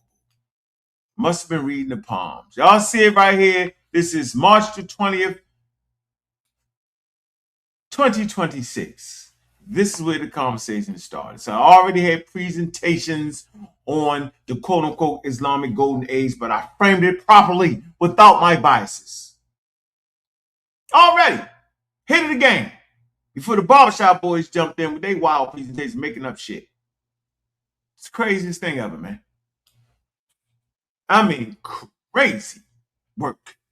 Anyway, science and the proto-science in the Islamic Golden Age, 8th, 14th century.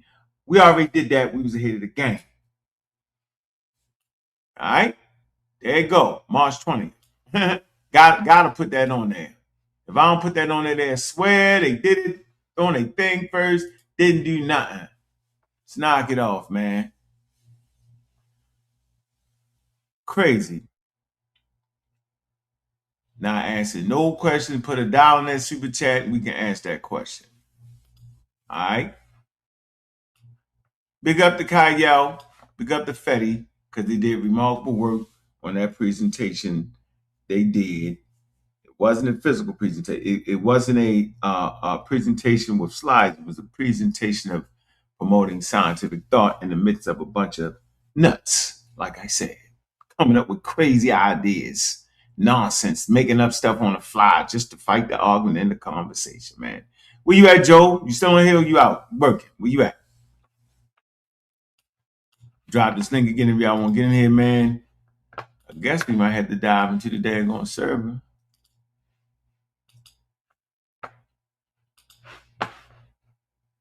And further the daggone conversation, that's what it seems like to me.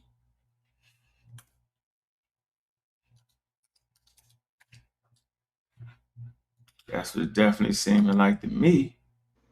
Hey, Go ahead, bro. So look, you made some really good, excellent points.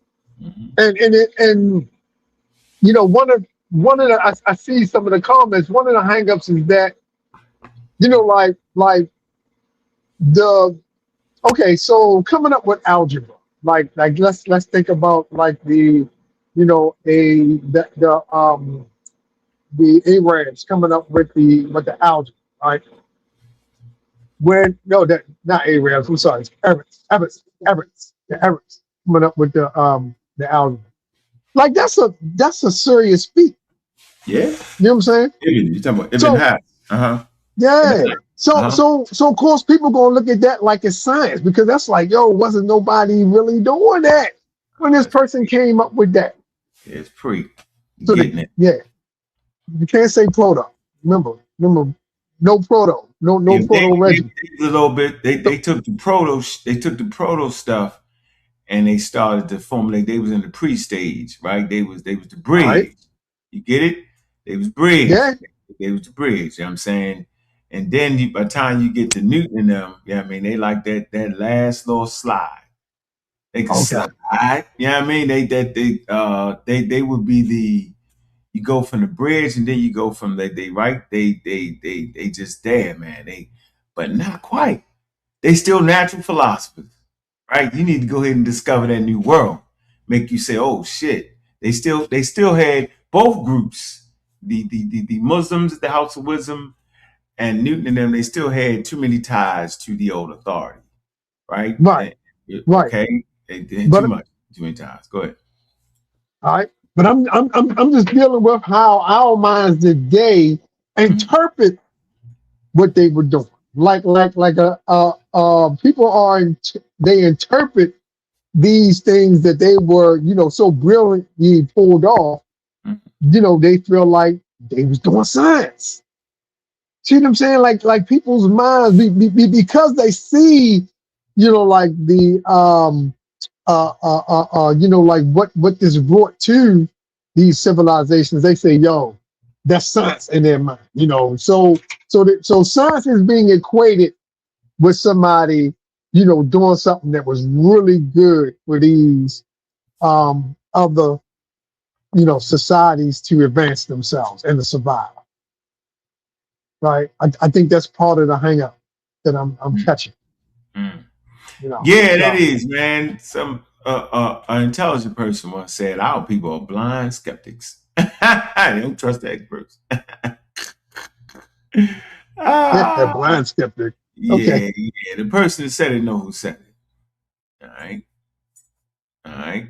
Like I said, anybody want their comments read, go ahead, drop the dollar, 50 cents, whatever it is. I don't think the super chat take 50, whatever it is, but that's how you get your comments read. We're trying to get that, you know, that feature going, man, to get that support, man. We want to make sure we're going to be on this side of the things of the conversation. We'll be heavy with the experts. Now we want to know, why do we consider science white people? Science. Why do we consider this and that? You know, why don't we trust this? Scientific racism, all that. Yeah, we have an expert come talk about that. Yeah, White people science got debunked. It just sure did. Thrown out the You know what I'm saying? Somebody's saying, hey, that's low hanging fruit. Somebody's saying that we trust white people's science is losing their mind. White people was running around talking about some yellow, red, black, red, brown people. That stuff got debunked. They slaughtered that stuff. In the midst of trying to get in the midst of the scientific racism, go figure that. Yeah, how about that? How about that? So I don't even know somebody. I don't even know why somebody would use that argument right now.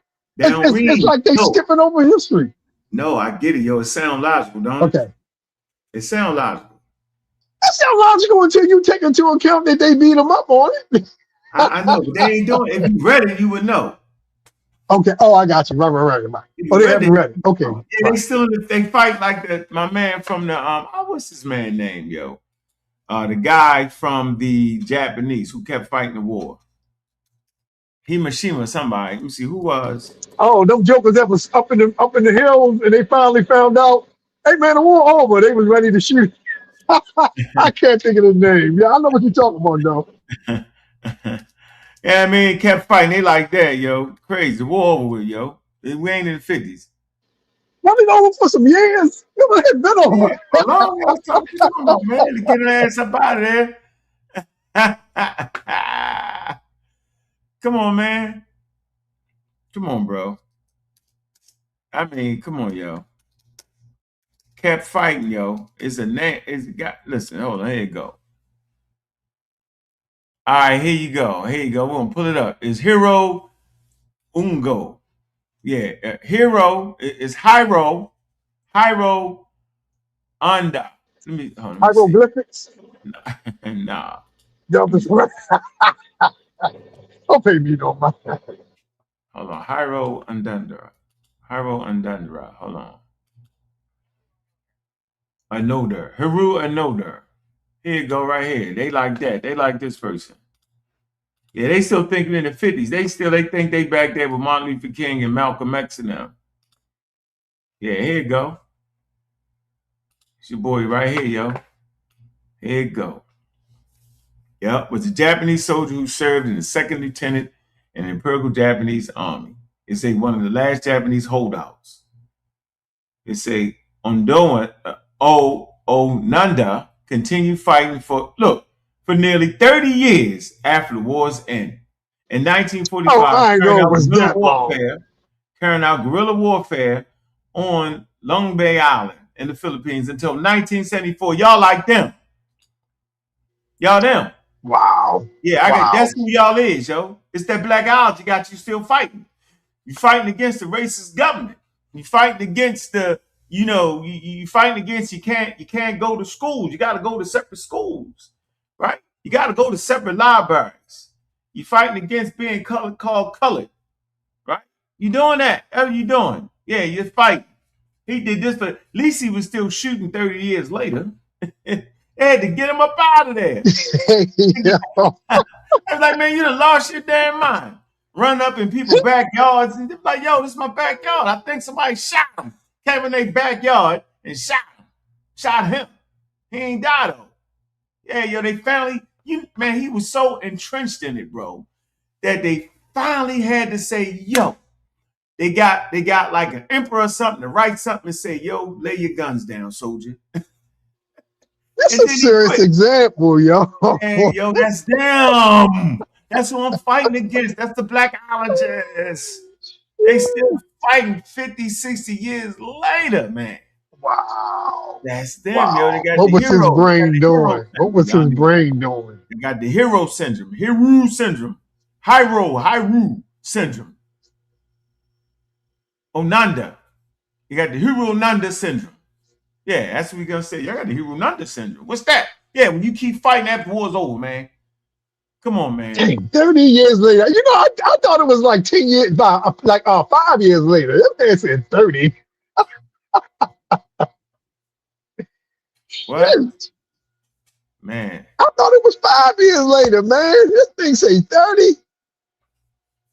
Yeah, science don't Yeah. debate.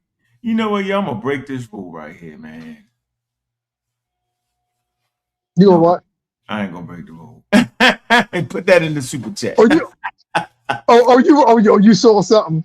Yeah, I'm not gonna do that. We got somebody claiming to Okay. be top this and top that. First of all, yo, I understand that agnosticism is more scientifically grounded than atheism would. Because you can't actually there's no way to measure nothing anyway. So I know all that, but that ain't got nothing to do with what I'm saying. I'm saying I don't believe none of that. Simple as that. Right. At that point, right. So which God should I believe in? Which human idea shall I accept? Because it's an all human idea. And that's why we talk about when did man recognize that the phenomenon was the authority, and we know where to look for that at, and we've been talking about this the whole time. That's all science is. Science is a march towards the true authority. The only thing that would allow you, watch this, it's the only thing that will allow you to understand nature. It's nature itself. Facts. It's That's nature facts itself. right there. Yep, science, natural philosophy, practice. I told you, we said regions: China, India, Americas, Middle East, Greek science, the birth of natural philosophy. In our server, right? This was the central reading to be able to jump into the conversation. Yeah, medicine, all that science in Rome and Christianity. All right. Yeah, it was like the Romans didn't even care about science. Science in Islam. Yep. Medieval. Here you go. Look, we read this yesterday. The rise of modern science. The authority of phenomenon. We talk about Leonardo da Vinci, right? Leonardo da Vinci was for the military, he built machines. Here you go. Where a new professional emerged. He also did plays, particularly Italy. Practical demands and time gave new importance to technology.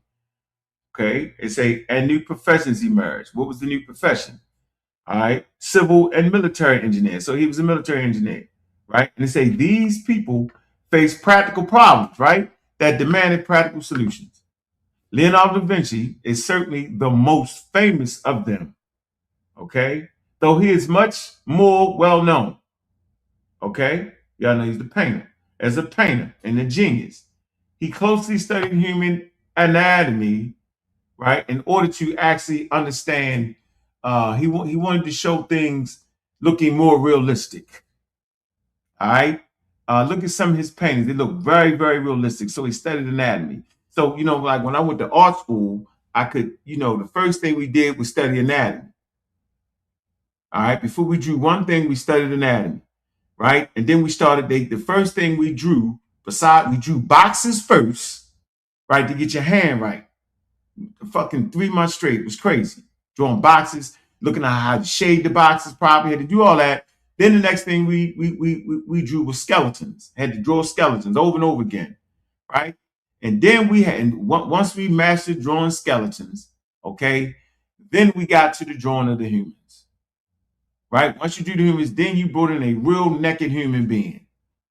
All right. So we was actually drawing naked human beings, women and men.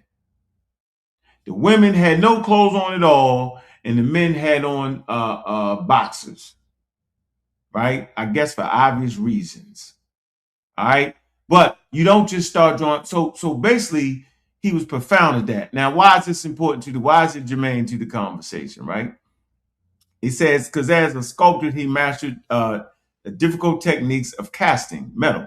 It said he was a producer, right? And being a producer, he had dramatic production of mesquite, right? He said he devised complicated machinery, here you go, to create special effects. All right, so all these things he did leads up to this point right here, right? It say, but it was his military engineering, right, that observed, it say, the path of a mortar bomb being lobbed over a city wall and insisted that the projectile did not follow a straight lines. He's saying, man, when they shot the damn thing, I'm observing this, it did not follow a straight line. Now, why is this important, right? A slanted ascent followed by a vertical drop. Watch this. As Aristotle has said it must. See, let me read this again for clarity, right? It says it did not follow a straight lines. That's what Aristotle said. He said it followed straight lines, right? That's what he said. Leonardo da Vinci and his colleagues needed to know nature truly. No amount of book learning could constitute the actual experience. Where do you get the actual experience from? From looking at nature itself. So Aristotle, right, he said it followed straight lines, a slanted ascent, followed by a vertical drop. Think about that, yeah, a vertical drop, a straight line, then just straight fall, boom. That ain't how it worked. They didn't have cannons back in Aristotle time, right? Leonardo da Vinci and them and his colleagues looking at that, specifically Leonardo da Vinci, say that ball ain't following a straight line, then drop. That's not what's happening. Okay, listen to the train of thought here. But that was the authority. Leonardo's like, nah, man, I got practical solutions. I got to make these machines. And that, I'm watching this happen, right? So Leonardo da Vinci said no amount of books learned and none of that could constitute for actual experience. It say, nor could books impose their authority upon, here you go, y'all, the phenomenon. Say this again, y'all. The Bible opposes authority on phenomenon. Who wrote the Bible? Humans wrote the Bible. Once again, it's humans imposing ideas on the phenomenon. No amount of books could do that. Aristotle recognized that. What Aristotle and his commentators asserted as philosophical necessity often did not jibe with what could be seen with one's own eyes. Yeah, man, the ball ain't going in a straight line, didn't drop vertically like that. It's not what's happening. It say the whole, watch this, y'all. We talking about thinking that. It say the hold of ancient philosophy was too strong to be broken lightly. See, but a healthy skepticism began to emerge, right? We not in Greece, and we sure as hell ain't in the Nile Valley, and we sure as hell ain't in Mesopotamia. When you start to see healthy skepticism. So to the question that I refuse to show because they ain't putting no money on the situation, the answer is skepticism. When did humans become skepticism? Or when did it become a rule of thumb? Humans are always skeptical, but when did it become part of everyday thinking and not getting persecuted for that? When did the authority of phenomenon become relevant? It starts here amongst these thinkers, for real. And it ends right here. It says the first really serious blow. Because at this point, right, philosophy And the Greek philosophers and philosophy was too strong, to be broken lightly. But at least they developed a healthy skepticism around it, because Leonardo da Vinci out there saying, man, that damn ball didn't go straight, didn't drop river. It didn't happen. I'm watching it.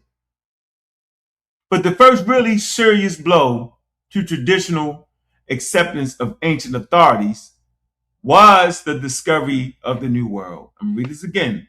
The really serious blow to the traditional acceptance of ancient authority, which Europe stood on for 2,000 years, which the Muslim scholars stood on for 2,000 years. Why they stand on it? Because they translated at the House of Wisdom, they call translating houses, they translated Persian and Greek text.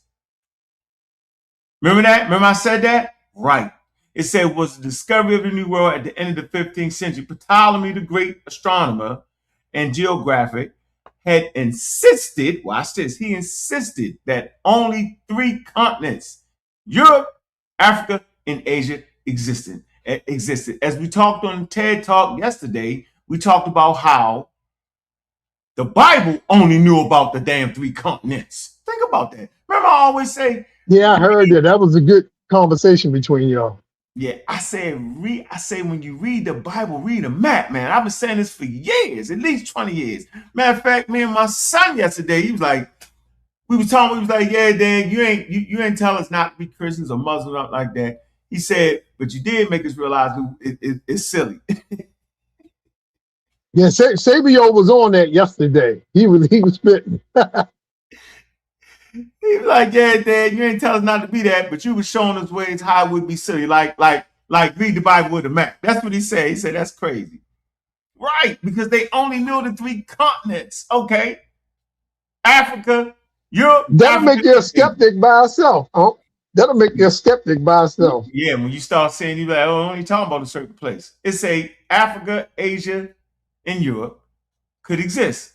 It says, and Christian scholars from St. Augustine on had accepted it. So they accepted it. You know that the authors of the Bible accepted it, because last time I checked, the authors of the Bible are human. And last time I checked, the humans wrote the Bible, and they say out of their mouths that they was inspired by God. We don't know if they was or not, but they say they was. Humans say they was, and humans wrote it. Africa, Asia existed. It say, and Christian scholars from Saint Augustus on, Augustine on, had accepted it. Watch this. For otherwise, men would have walked upside down at the anthropos, at the pole. He's saying, if it is, they saying, because remember, Aristophanes actually measured the shape of the earth. They knew it was round, right? So they saying basically, yo, hold on. Ain't nobody on the other side, because they be walking upside down. At that point, listen to the thought. At that point, they had no idea that the earth was even moving. See how this different knowledge is coming apart? Yeah. They did not know that the earth was moving. They actually thought that it was still, and we're on the right side of it, right? It's round, we're on the right side of it, and ain't nobody underneath of it, because they be walking upside down. See that? There was a world where humans actually thought if you were on the other side of it, you would be walking upside down. We don't even live in that world right now. But we do have people who think the earth is flat. See, you still have that thinking. Yep, we sure do. Yeah, see? This many years later. We still got people who think the earth is flat, and they will argue down to the earth. We still got African Americans, but all in all, we got thinking they Native Americans. So imagine being in the time where there wasn't even any scholarly information on it, no scientific presentation of the things I just talked about, the quote unquote earth being flat, the quote unquote 7 continents. It wasn't even in their mindset. We're talking about mindsets and how over time man walked to the point of what? They walked to the point of the authority of the phenomenon. So watch this. It say, but Ptolemy, St. Augustine, and a host of other authorities were wrong. See, they was wrong, bro. First of all, wasn't nobody walking upside down. Second of all, it's more than damn 3 continents. And third of all, they just wrong. And fourth of all, and fifth of all, Humans stood on that for over 2,000 years. Europe did it, and the Muslim scholars did it. I'm not even going to say that. Well, hell, you got Muslim scholars in West Africa. It says the dramatic expansion of the known world also served as the what? Also served to stimulate the study of mathematics. Why? For wealth and fame awaited those who could turn navigation into a real and trustworthy science. Never talk to me about the scientific revolution and the maturing of science without talking to me about colonialism. Never talk to me about colonialism, science, and scientific revolution and scientific racism without talking to me about slavery. Never talk to me about any of those things without talking to me about the global economy that was stimulated. Watch this. Now they got a reason to push towards science because it's giving you real answers. We don't got time to play with this. We got to get to that money. Got to get to that bread. Right? Now a person like Leonardo da Vinci, if he was still living, which he was not, he would make hundreds of thousands of dollars now for his stuff. Because now we can use that to get more money. And you get more money, you can get more money. If you get more money, you can get more money. What they get money off of? The global trade of commerce and goods and products. Who was a good and a product? Africans. This is how science matured. They had enough surplus of money. They had enough reason to do it. Out of necessity. They ain't trying to reproduce better kids. They trying to get better nautical equipment, better ships, better this, better that, better understanding of them damn two continents they just found. Having the ability to ship sugar around the world and rum, make billions of dollars off the rum industry, billions and trillions of dollars off the slave industry. But you got to do it proficiently. You got to do it accurately. We don't want to miss. We don't want to think we're going here and bump into something like we did before. We want to be able to know where we at. This is the environment that science matured in. Europe, nobody else had all that. Nobody else had all the continents, knew what he was, right? No one had global economy of slaves that actually helped push us into the not only the scientific funded the scientific revolution, right? It funded the scientific revolution. It also pushed us into and funded the industrial age. Y'all should have learned this in high school about industrial age, scientific revolution, Neolithic revolution. Yeah, the conversation is really at the level, man. And I'm trying to tell y'all, man, slow it up, slow it down. Get yourself together. I'm going to drop this link one more time for y'all. If y'all want to get in, man, hit the Cash App, right? Appreciate that. Yeah, people can't read. They can't read. Yep, there you go. That's can't read. That's can't read. That's a good example right there. Go ahead. I'm sorry. That's my fault, Joe, but that's what I was going to say. That example of them thinking that it was only 3 continents to let them know that they weren't scientific. They wasn't. Yeah. And then the depiction of peoples on them other continents, people walking upside down. Huh? You said they drew. Come on, y'all. It's like they cherry pick the information that they need to make their arguments, Joe. I think exactly. Really yeah, for sure, bro. For sure. they got to be skipping over this. You know what I'm saying? Yeah, they skipping over that. I think that's important. That's why I'm gonna keep reiterating these key points of how we even get to science, man. Like it ain't easy, man. I mean, I don't know what the. And then you get Francis Bacon and the boys, bro, and they be like, "Hold on, scrap all that. We're gonna scrap all that nonsense. We're gonna focus on experimentation. We're gonna focus on what we can see. We're gonna focus on this. We're gonna focus on that. We starting this whole thing over again." And you know what else they skip over? A lot of those philosophers that we're speaking of, when they ran out of answers before before the scientific method was thought of, they gave it up to some deity. They became deists. Like, we don't know. Some deist, some God is doing it. We don't know. A lot of them just gave it up because they ran out of answers. Why don't they just admit this? If they admit that, they will understand that it was a development, that it just wasn't in one place and then another place. And no, these thoughts coalesce, these practices and things like that. Same way with the historical method. It didn't just pop up. So Nicholas Copernicus, we talked about that yesterday on the TED Talk. His heliocentric model, important. All right. We talked about Kepler, right? And it's how he still kept, quote unquote, astrology in his mind when trying to produce astronomy. Not just in his mind, in his work.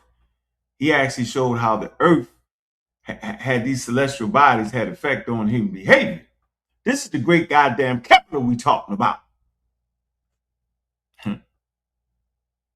Galileo. We're going to have a great conversation about Galileo next week. Yes, we is. We're going a little bit in depth on Galileo. Yeah, this conversation is getting hot and heavy, right? Only we can do it. And then y'all favorite guy, Isaac Newton. Another one. Yeah.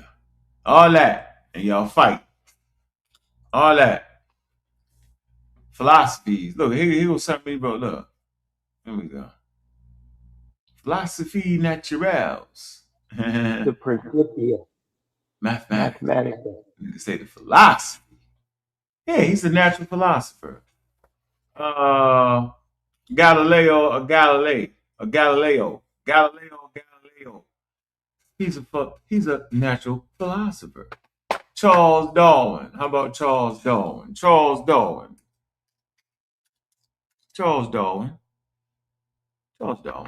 is also a natural. He's not only a natural philosopher. He's a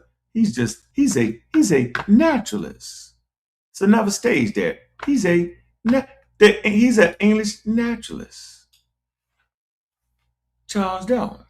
Proper framing allows you to pierce into the mind of these people. And it's all during the slave trade. Hell, Darwin wouldn't even come to America. He say, man, they trading in slaves. We ain't doing it. Ain't gonna be able to do it. Anyway, man, appreciate y'all. Man, let me see how many cash apps we got today. Let me peep into it.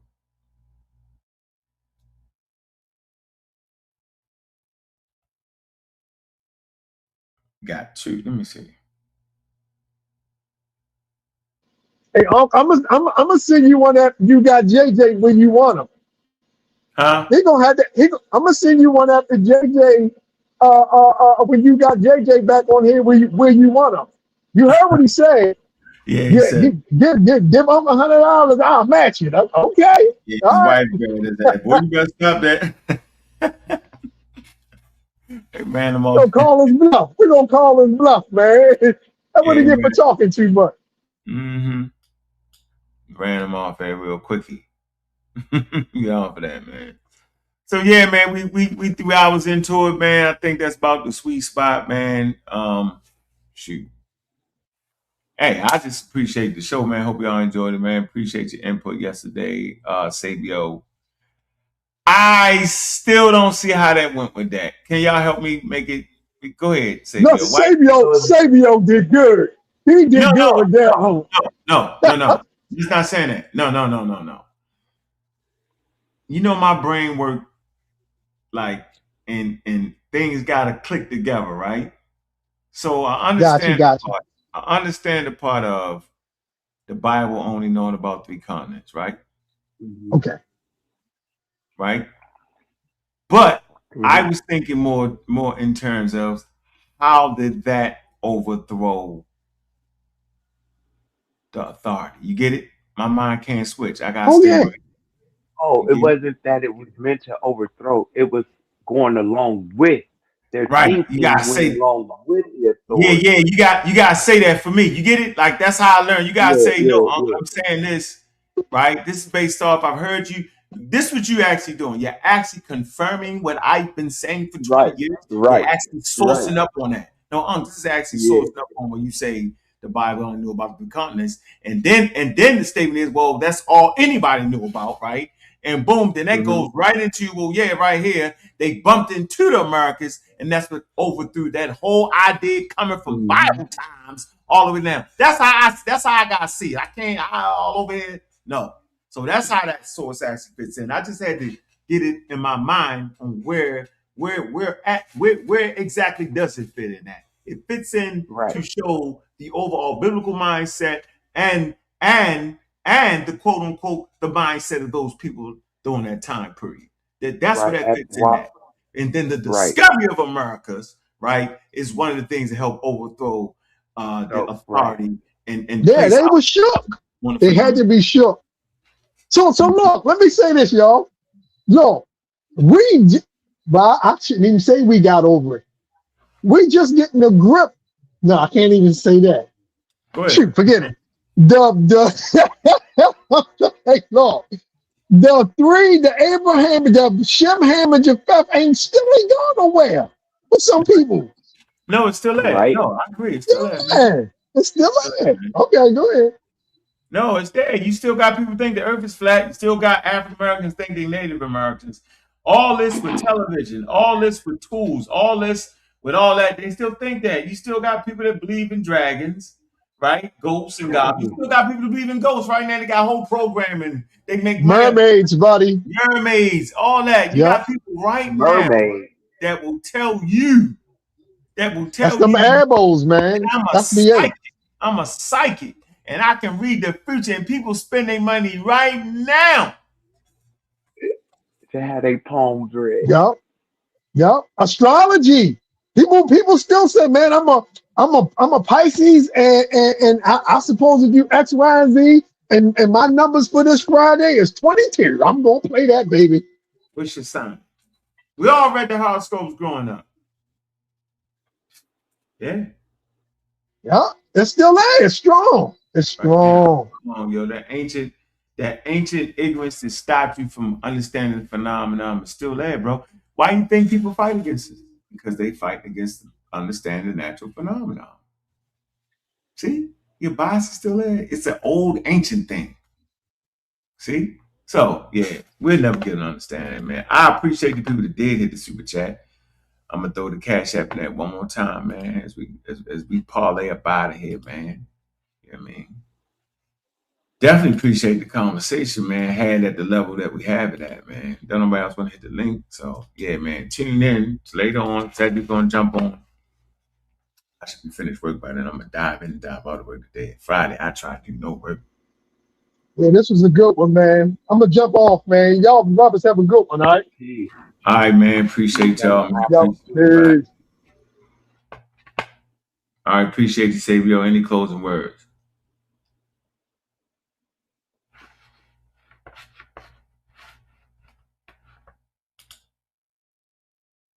This is what happened when Info Game on the show. A reporter from WBAL said, "What happened on the pseudo killer show last night?" Eva say, "I don't know, but pass me another drink."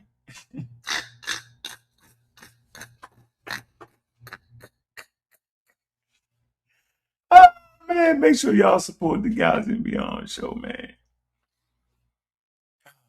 Make sure y'all support the TED Talk show, man. Make sure y'all support, man. It's important, man. I promise you, yo. Like I said, we're gonna have an expert coming on next week.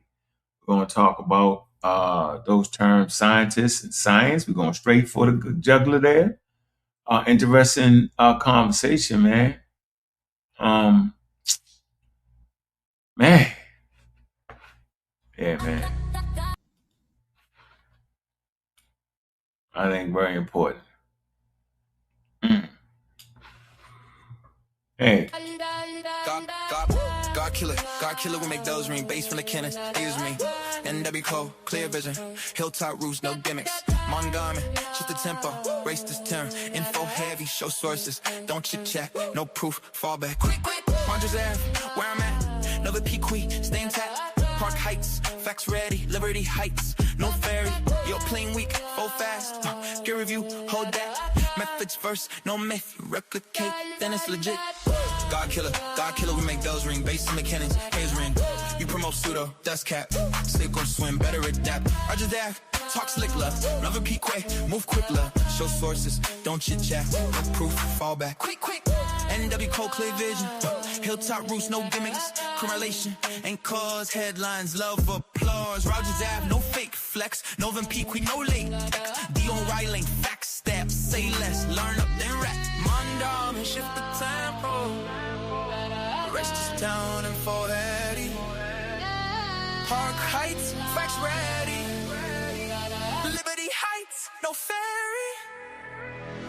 Dark killer, we make bells ring. Bass from the cannons, ears ring. We promote feudal, that's cap. Sink or swim, better adapt. Rogers Ave, talk slick. Nah, Northern Pequee, move quick. Law, Rogers Ave, no fake flex. Northern Pequee, no latex. Show source, don't chit chat. No proof, phone back. Quick. DOI late facts, stamp. Say less, learn up, then rack. Shirley Avenue. Shirley Avenue. Shirley Avenue. Shirley Avenue.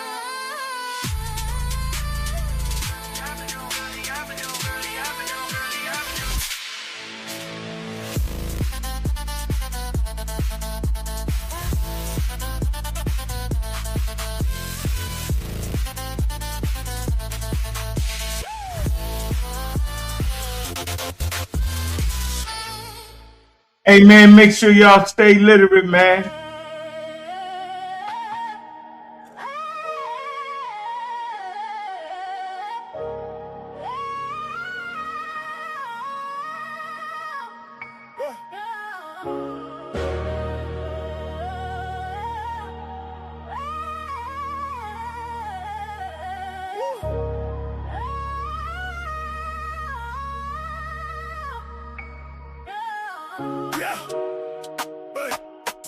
Stay literate.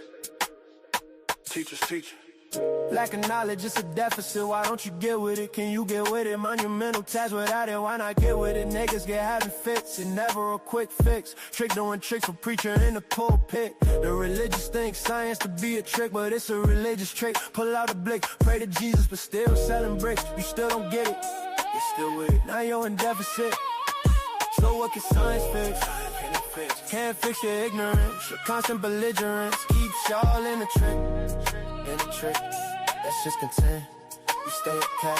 What we do with that? We teach the teacher's teacher. Call cap on the preacher. If this was knowledge, you're in the bleachers. The pseudo slick, producing magic tricks. It's all a trick. Back to not reaching you. We the teacher's teacher. Calling cap on the preacher. The grift of thirsting with as a grift. There's no lifting. The tide is shifting. We practice steam. We are lift. It's a polished gift. So what can science fix? Science can't fix your ignorance. Your constant belligerence keeps y'all in the trick. Still in the trick. That's just content. We stay at cap. No time for the grift.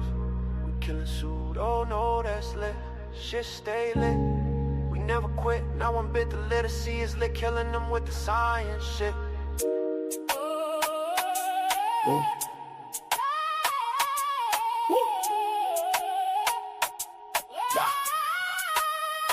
Teachers teaching.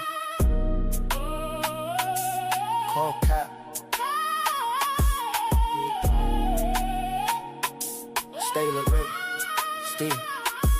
Lift.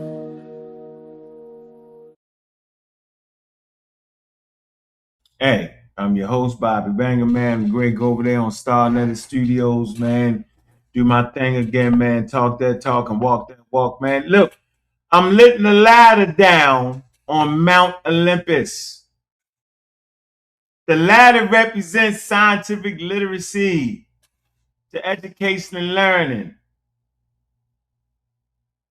Mount Olympus, you are allowed to make mistakes as long as you're fighting to learn and throw away all the myths and beliefs around which you think you believe. Education is key. Now, Juju is not on Mount Olympus. She's on Mount Kilimanjaro. You gotta ask her her philosophical stance on it. It's great conversation going on in the server. Feminism, black women. What is it called? Feminine. What's the other one? The what? Man, I don't know. Hit them links, get in there, man. Show some love, man. I'm your host, Bobby Banger. And with that, we out.